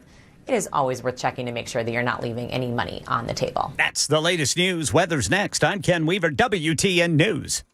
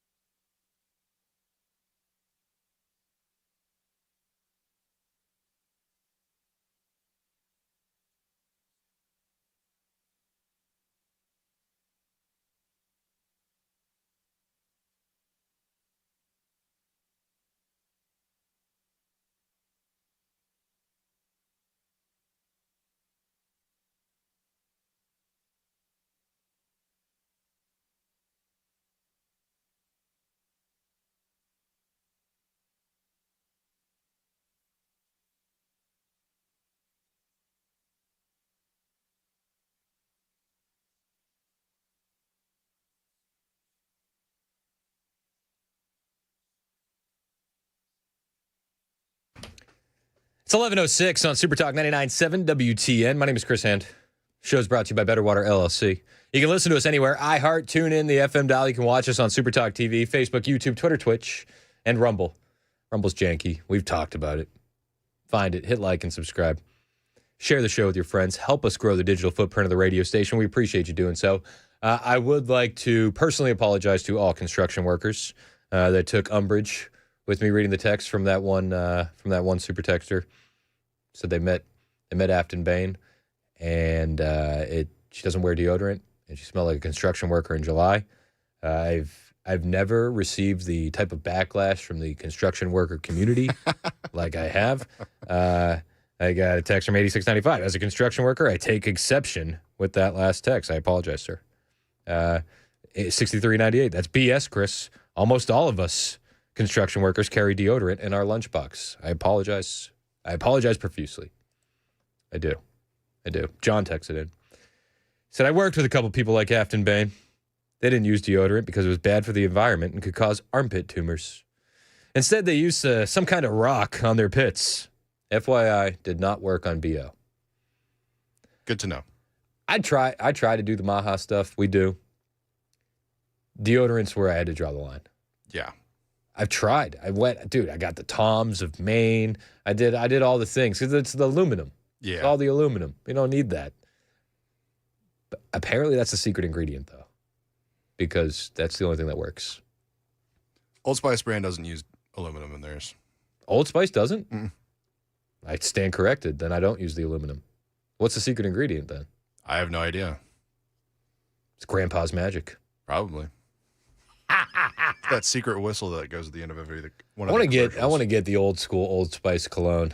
I feel like that needs to have a comeback. I got some old school ice sport aqua shave. Ooh.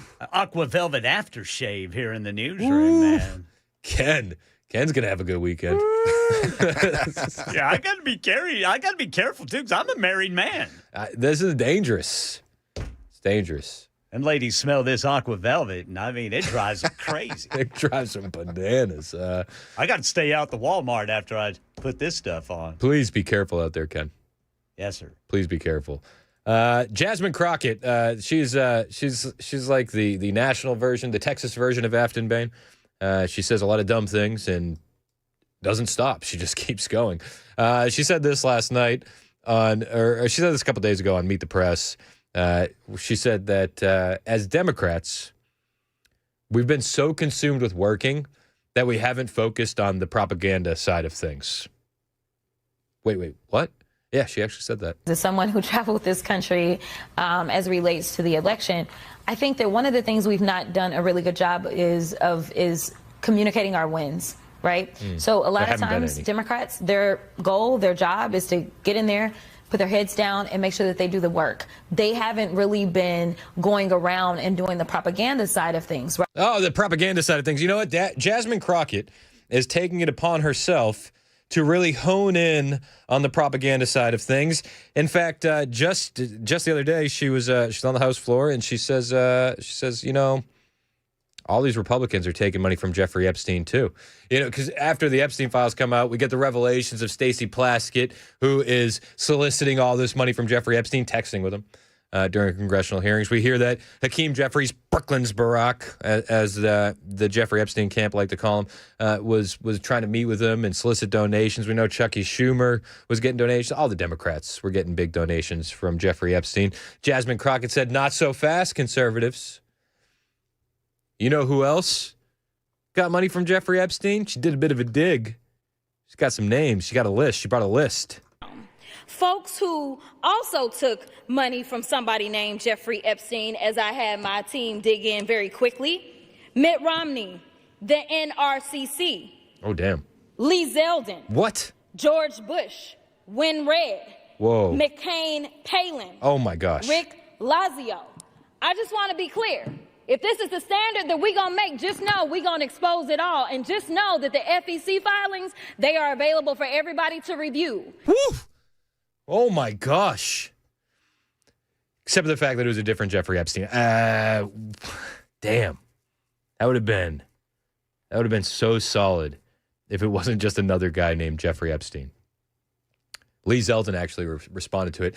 He said, yes, Crockett. A physician named Dr. Jeffrey Epstein, who is a totally different person than the other Jeffrey Epstein, donated to a prior campaign of mine. And then he did the clap emojis. He went, no freaking relation, you genius. Whoa. She did say it was a quick search. Didn't say it was educated. She did say that she was going to focus more on the propaganda side of things. True. She's focusing on the propaganda side of things. You know who called her out for that? Oh.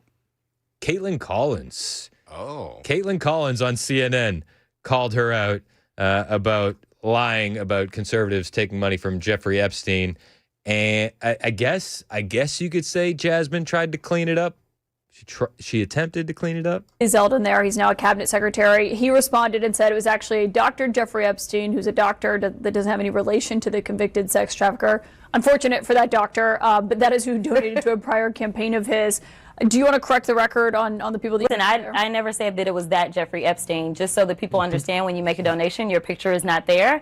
And because they decided to spring this on us in real time, I wanted the Republicans to think about what could potentially happen because I knew that they didn't even try to go through the FEC. So my team, what they did is they Googled, and that is specifically why I said a Jeffrey Epstein. Unlike Republicans, I at least don't go out and just tell lies. Because it was not the same one, that's fine. But when Lee Zeldin had something to say, all he had to say was it was a different Jeffrey Epstein. He admitted that he did receive donations from a Jeffrey Epstein, so at least I wasn't trying to mislead people. You sure about that? Hey, what? You sure about that? Very confused. So she You sure about that? I am. She wasn't trying to mislead people? When she goes, Mitt Romney, John McCain, Sarah Palin, Win Red, Lee Zeldin, all got money from Jeffrey Epstein. I think she was intentionally trying to mislead people. As we noted earlier, she says the Democrats don't focus on the propaganda side of things enough, and I think that she's trying to do that. Doing a bang-up job, Jasmine. She also, during the same interview with Caitlin Collins, decided to take up arms and defend Stacey Plaskett for texting with Jeffrey Epstein. She's like, guys, this isn't a big deal. Sure, Jeffrey Epstein is clearly looking like he controls Stacey Plaskett. Sure. He's feeding her information on what to ask Michael Cohen to hurt Trump. Sure. But there's nothing wrong with that, actually. And Jasmine Crockett tried to defend this as best she could with Caitlin Collins on CNN. Take her off of her committee because he decided to text her. Stacey didn't initiate that chain. Jeffrey initiated that chain, and she took the information. Just like if somebody texts me. Yeah, but she was responding and saying, what are you talking about? Quick, I'm up next. And then her questions were about Rona. But do you think that was inappropriate? I mean, would you text with someone who is a registered sex offender about what you should ask? I honestly know that he had never been convicted of any federal crimes at that time. But he had been in jail already. He had been in jail. And my deal is this. The Republicans are constantly texting with a 34-count convicted felon. So if it's okay for them to text him at any point in time, then I'm not going to say that that's right or wrong, especially to the extent that you're talking about kicking someone off their committee. Were they sexting? Was it a matter of her being involved in the pedophilia? No, it was nothing like that. She was trying to understand. Let's say Jeffrey Epstein said, you know what? I have these pictures, these salacious pictures, because I know. So, just so we're clear,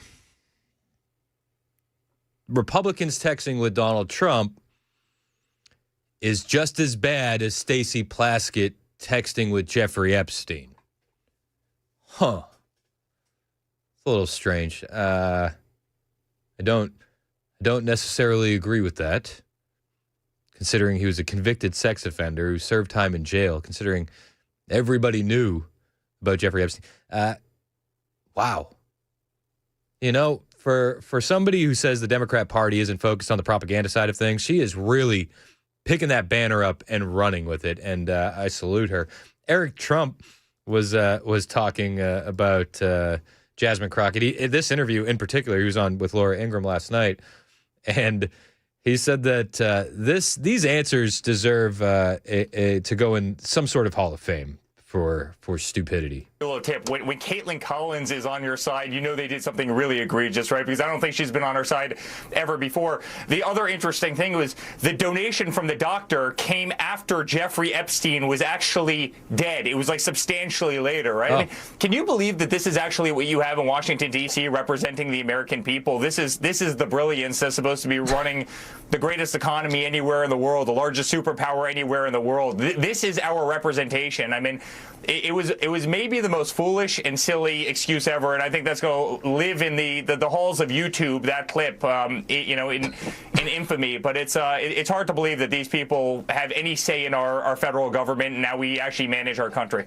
He's right. I mean, it's hilarious, but then it's incredibly sad at the exact same time. This woman holds a position of power in the federal government. I feel a little queasy. The donation came after Jeffrey Epstein didn't kill himself. Weird. Jasmine Crockett. She actually, this isn't even some of the most outrageous things she said. She's on record saying that the only reason they're trying to strip Stacey Plaskett of her committees is because she's a black woman. It's actually... She's only texting with her constituents, and the only reason that we want to strip her of her committees is because we're racists at the exact same time. I love this angle because, when in doubt, scream racism as loud as humanly possible. Jasmine Crockett, once again, focusing on the propaganda side of things for the Democrat Party. Because I'm sorry, but we don't have ethical rules that say that you can't receive text messages or you can't respond to text messages, especially if somebody has a certain record and you can't do it in committee. We all be sitting on our phones, and yes, people be texting. Yes. Yes, Slay Queen. People be texting. People be texting all the time.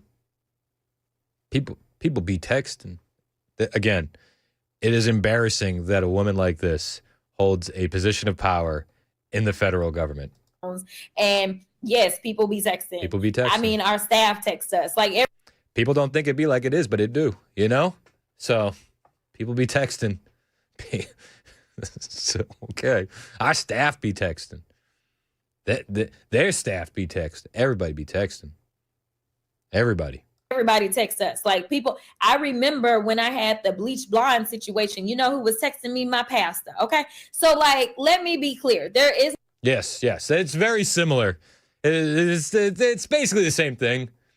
Getting a text from your pastor and getting a text from a convicted sex offender. Do you know what I mean? It's like, what if we're splitting hairs, guys? This is the same thing.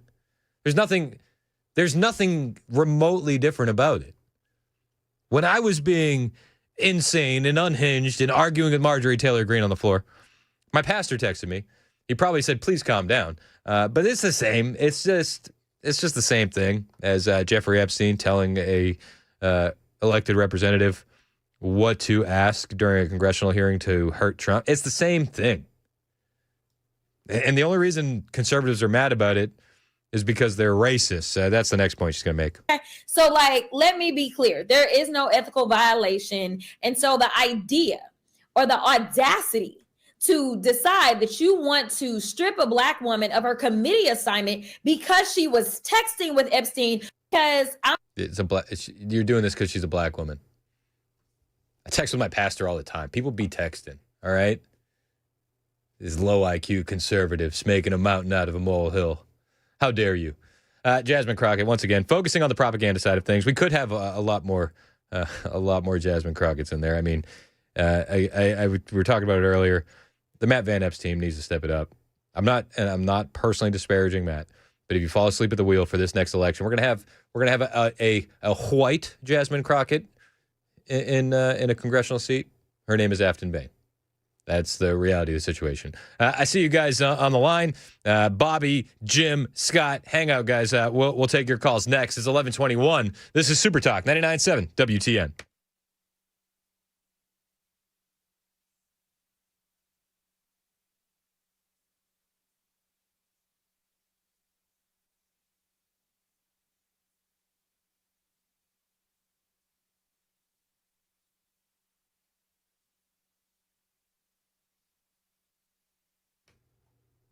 Holidays coming up, family coming over. It's going to be awesome. But your carpets are gross. And I got to tell you this. I have to. It's because I'm a good friend. And good friends tell each other the honest truth. Your carpets are disgusting. They're nasty. And you should clean them up before family gets over. And you're not going to break the bank doing it. Call my friends over at Zero Res. $45. Any room.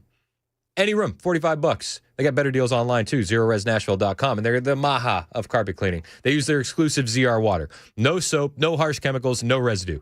The carpets, the upholstery, they're not just going to look clean, they're going to stay clean longer. And maybe you're thinking, I don't have carpets. Your tiles are gross. Your air ducts are gross. The upholstery is awful. The rugs, they'll do it all. They'll clean it all up for you, and your home is going to be looking immaculate before family gets there for Thanksgiving. Trust me, you want to take advantage of the deal going on right now. $45, any room. You can book online at ZeroResNashville.com, or you can call and talk to a real person at 615-535-9376, 615-535-9376, ZeroResNashville.com.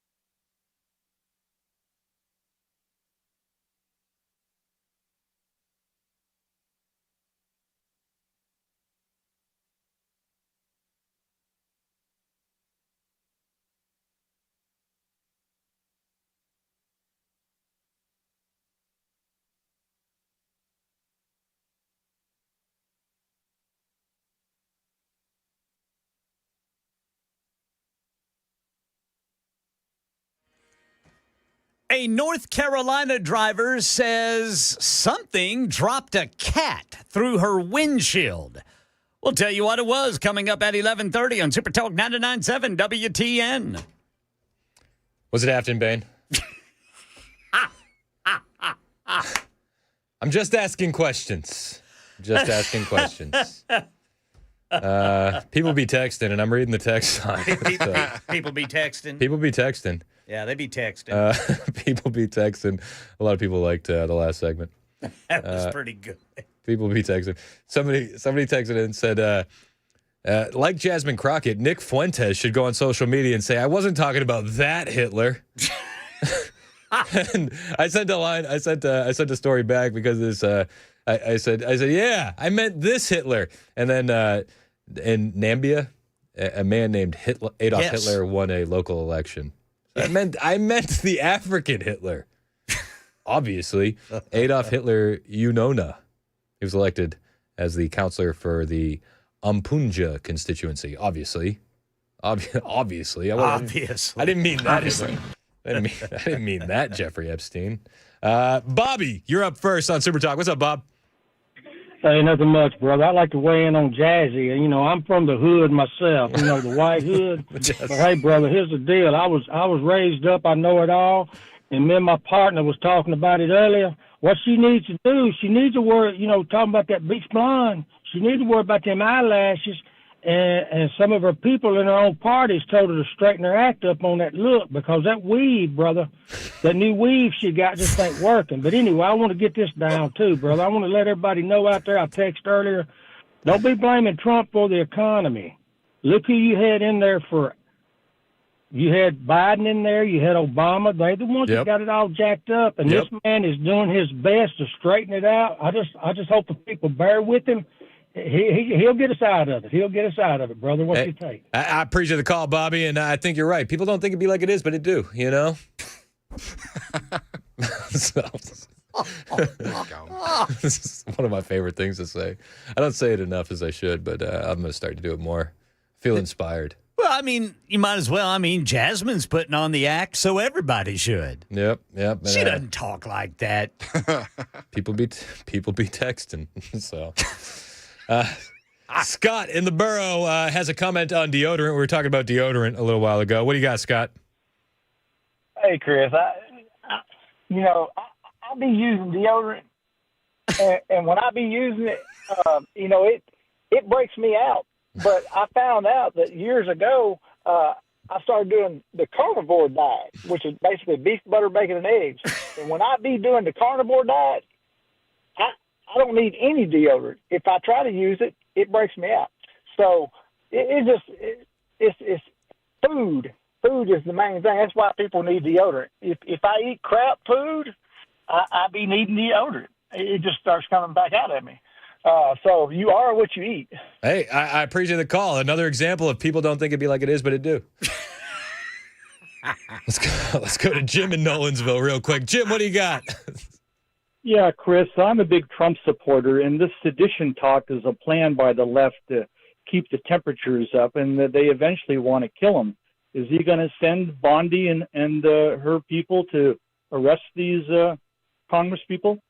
I would love to see it. I think we do need to see more Democrats arrested. I don't think it's going to happen, though, to be perfectly honest with you. I don't think you can get Pam Bondi out of her chair for anything other than a Fox News hit. People don't think it'd be like it is, but it do. 11:30 Super Talk 99.7 WTN.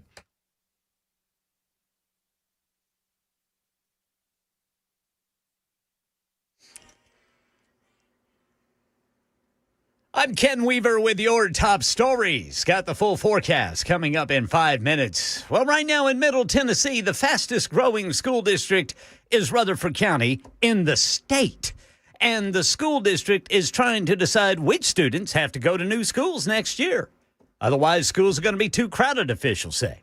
Well, they're telling parents there are two choices. Move more students up front and the zones last longer before having to change again. Or move fewer students next year, but just have to resume sooner. Either way, parents told the school board yesterday they don't like either choice. We purchased and built our homes specifically within that Stewart's Creek elementary zone. That was intentional. Please choose us over the new developments and the future developments.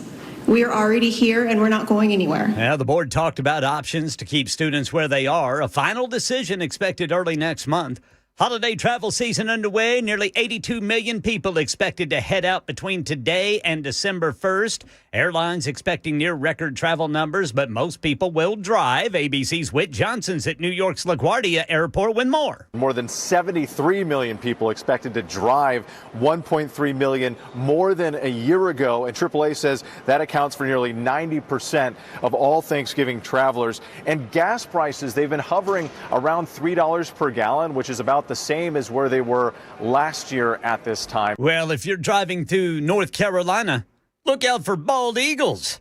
A North Carolina driver had a shocking encounter on US 74 when a bald eagle dropped a cat through her windshield. The impact shattered the glass, sent the animal through the car, even hitting the back window. The driver was not hurt. Of course, the cat did not survive. Wildlife experts say bald eagles can carry small prey, but incidents like this are extremely rare.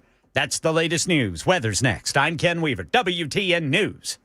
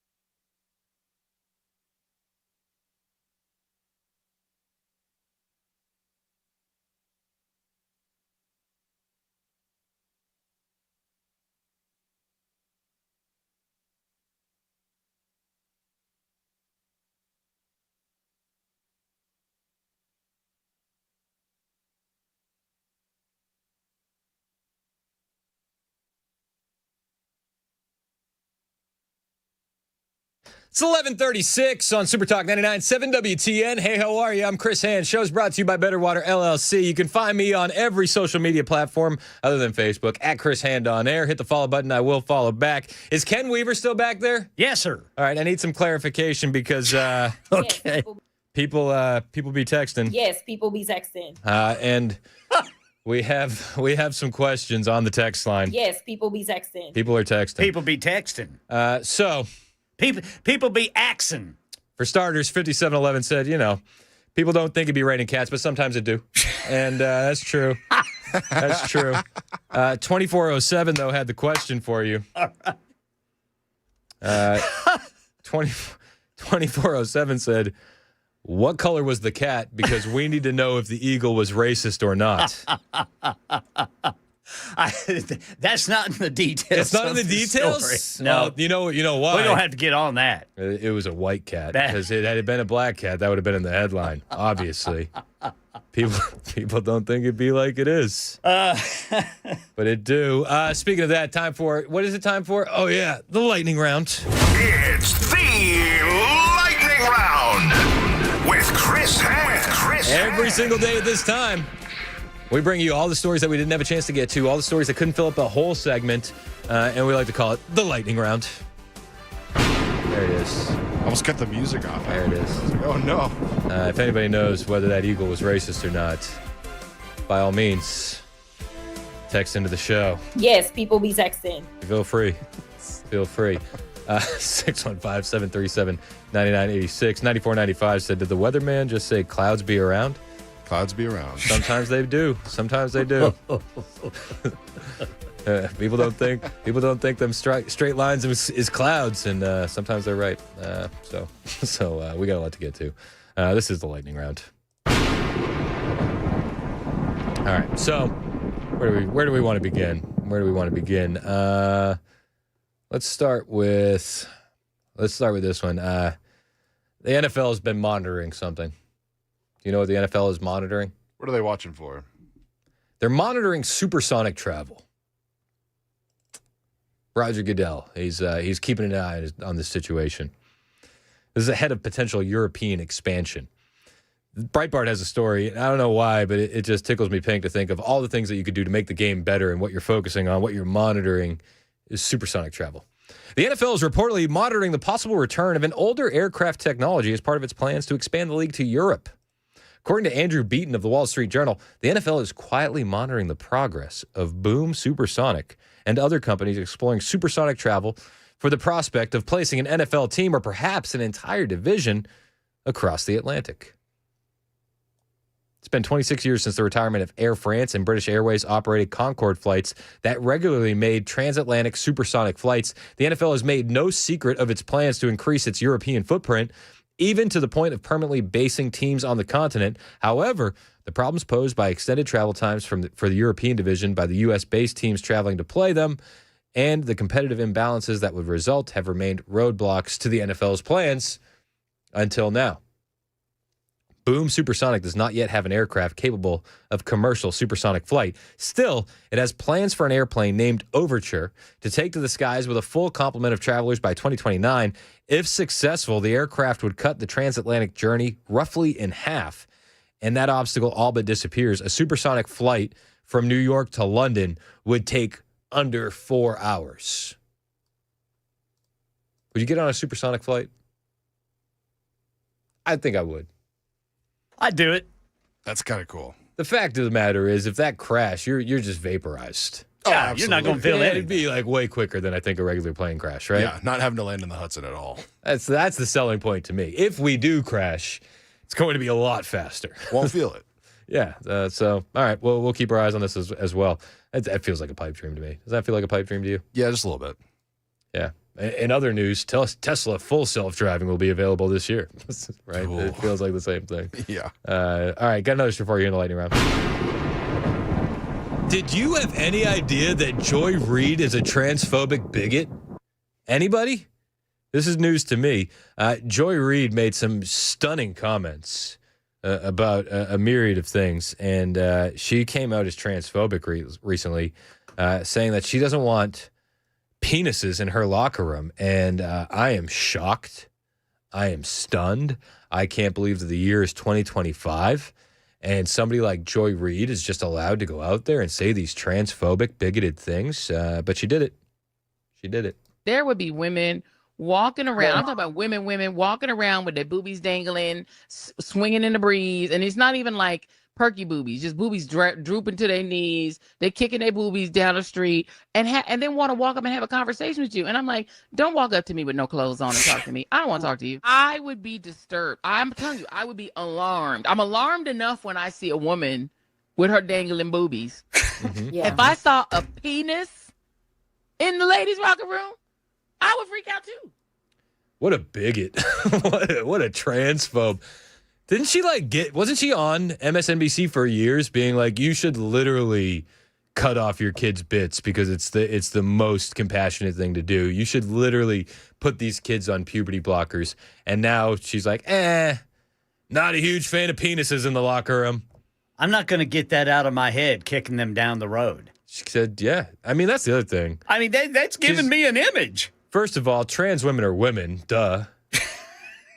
And then to say the other anti-woman things, it's really disheartening for someone who I thought of as an ally. There would be women walking around. I'm talking about women walking around with Women? What do you mean women? What do you mean? women? Oh, man. You bigot. I can't believe that she had a show on MSNBC for as long as she did with these bigoted views. People would try to tell it like it is, and they wouldn't believe it. Yeah. She said women. What a hater. Walking around. I'm talking about women walking around with their boobies dangling, swinging in the breeze. And it's not even like perky boobies, just boobies drooping to their knees. They're kicking their boobies down the street and then want to walk up and have a conversation with you. And I'm like, don't walk up to me with no clothes on and talk to me. I don't want to talk to you. I would be disturbed. I'm telling you, I would be alarmed. I'm alarmed enough when I see a woman with her dangling boobies. Mm-hmm. If I saw a penis in the ladies' locker room, I would freak out too. I mean, isn't this what we've been saying? Right? Like, wow. That's a complete, they call that a 180. Yeah. Yeah. She seems to know a lot about dangling boobies, too. She seems to be a dangling booby connoisseur of sorts. It's wild. That's a wild story. Good luck getting another job, you stupid bigot. Sorry. I got another story for you here in the lightning round. This one is pretty insane. Dan Crenshaw. You know Dan Crenshaw? Eye Patch McCain. People affectionately call him Eye Patch McCain. He has been banned from travel. This is from Punch Bowl News. Dan Crenshaw has been banned from travel because he has a drinking problem. This is the story. Republican Rep Dan Crenshaw says a report alleging an alcohol-related episode in Mexico led to him being issued an international travel ban is erroneous clickbait. Yep, that is exactly what Punch Bowl is reporting. Punch Bowl has reported that Crenshaw, 41, was banned by top House Republicans from traveling internationally for 3 months after an alcohol-related episode during a foreign congressional delegation. They're saying that Crenshaw was hammered drunk and somebody was making rude jokes. A Mexican official was making a rude joke that made a Mexican woman present feel a bit uncomfortable. And Dan Crenshaw went, I'll drink to that. And then cheers. He toasted the joke. He's not allowed to travel. Specifics about the supposed joke have not been released. However, Punch Bowl reports that it was severe enough that GOP Rep Rick Crawford, who chairs the House Intelligence Committee, urged Mike Johnson to remove Crenshaw from an anti-drug cartel panel. Interesting. The report goes on to say that Johnson reportedly refused to boot Crenshaw from the post. A source close to Crenshaw told the Daily Beast that the lawmaker was not drunk at the event. He just likes rude jokes about women. I added the last part.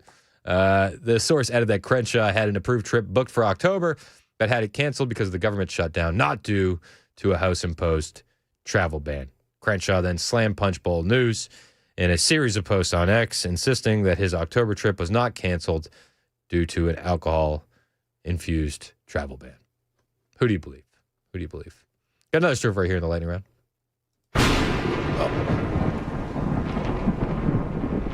You ever go to open up a tab? Yeah. And then you click the X. Oh, and then the worst. Accidentally all of your notes close. How many tabs do you keep open on your web browser?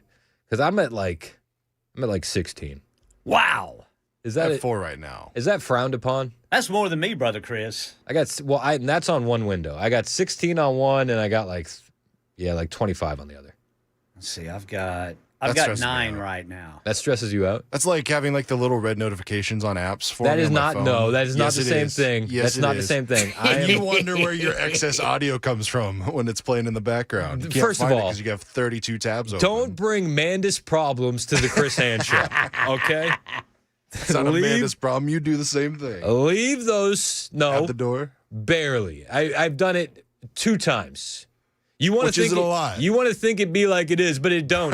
But it do. It don't. Hey man, I'm just saying. People be texting. Okay. And they say a lot. Okay. I got my tab back open. Thank you for helping me stall. Happy to. I'm in danger. You are. Biggest fentanyl bust ever? Is this the biggest fentanyl bust ever? Ooh. They say it's at least the single biggest fentanyl bust in Colorado history, the 6th largest in U.S. history. 1.7 million pills seized, 12 kilograms of fentanyl powder seized. Drugs were linked to the Sinaloa cartel. And a reminder, a lethal dose of fentanyl is just 2 milligrams. So when you have 1.7 million pills, you're saving potentially millions of lives.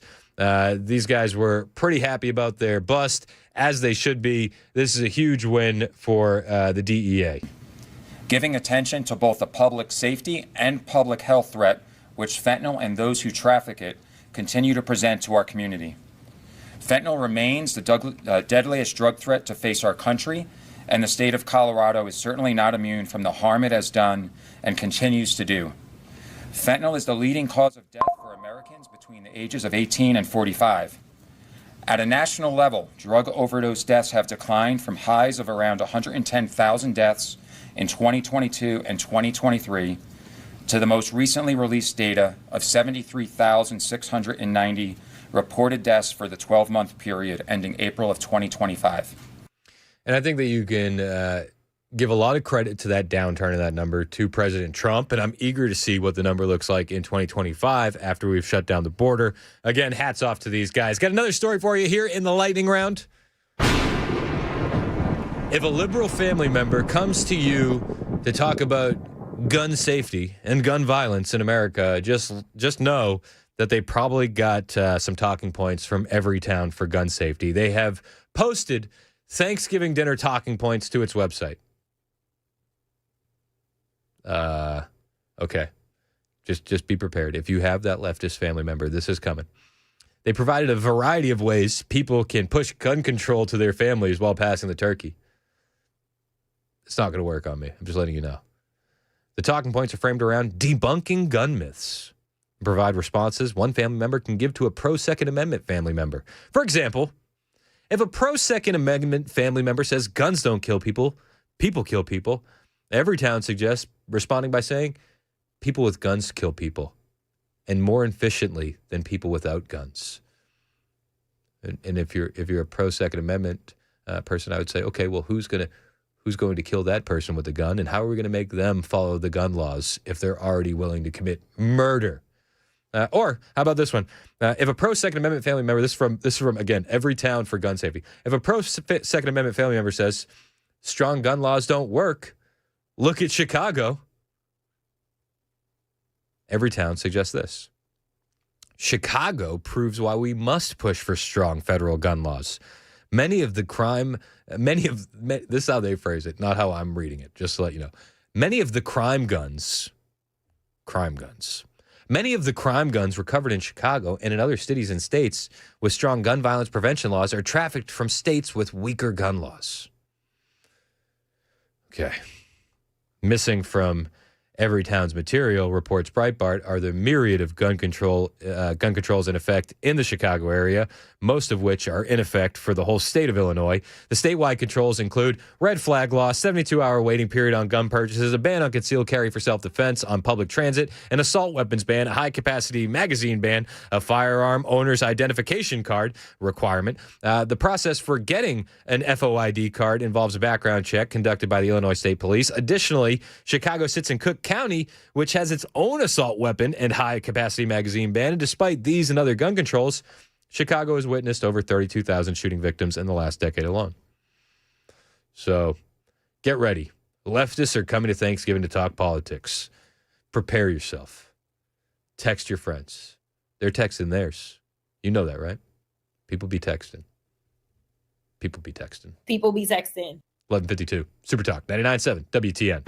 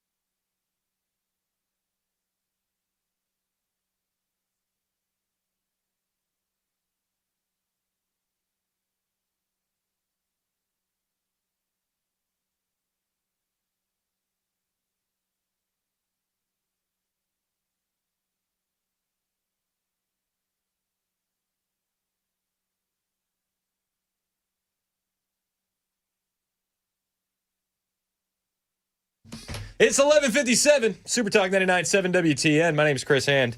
Mason Fleming producing. Ken Weaver in the newsroom. Chad Benson's in studio. I'm reading the text line. You know how people be texting. People be texting. Straight with them straight digits, you know what I'm saying? They be texting. So I'm reading it, and we had a story. Every town for gun safety is the organization. They put out talking points before Thanksgiving on how to deal with your pro Second Amendment family members at the Thanksgiving table.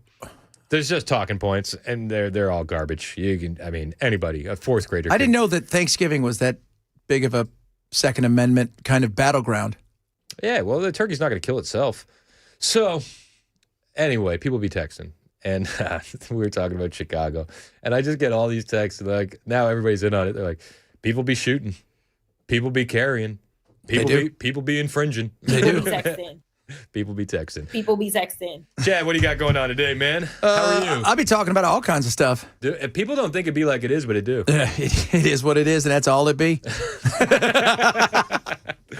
Who knows? We're going to talk about Thanksgiving. We have some fun with that. We've got, was it you the other day that I heard? It's going to get heated, and I apologize. You don't like stuffing? You mean butt stuffing? No. You know what? Here's the thing with stuffing. It's okay if you put... My issue is if it's done wrong and it's just not right, it's like eating a sponge and then you got to put so much gravy on it, I might as well just eat the gravy. Well, that's part of Thanksgiving. Yeah. I make some solid stuff. See, everybody says that. Do you cook it in it? I do. Yeah. I do. Look at you. You go for it. But there's overflow. There's also... There's also a dish that's just stuffing that wouldn't be in the butt. There you go. See, but in fairness, my wife, she'll make it. I'll eat it. Am I a fan of it? No, because she does an okay job. Her mom really did not do a good job. Some of that was like a little... My mother was a horrible cook, so that's the other reason why. A lot of stuff, it may be better, but my mother, it reminds me of how bad my mom was a cook. She was so awful. She was the worst? She was the worst cook. She cut the house on fire twice. Were you... What? Yeah. She was horrible. Are we talking like... Burn the kitchen down. Like Joe Biden or like... Burn the kitchen down. Like an actual fire? Like real fire. Like burn kitchen down kind of stuff. What? Yeah, she was an awful cook. Jeez Louise. Yeah. So, that's my mom right there. That's good. She doesn't do it now. She doesn't cook anymore. She's a good baker. But like she can make cookies and cakes that are like... But she couldn't cook anything to save her life. Interesting. Yeah. All right. Well, Chad's in next. He's going to besmirch his mother a little bit more, I think. I love my mom. Hi, Mary! That's what I call her. Ken Weaver's on the way with the headlines. Have you found out if the Eagle was racist or not yet, Ken? Haven't been able to find that out yet, but we've got our best people on it. They be on it. They be on it all day. They be on it. Ken Weaver's in the newsroom. Headlines on deck. It's Super Talk 99.7 WTN.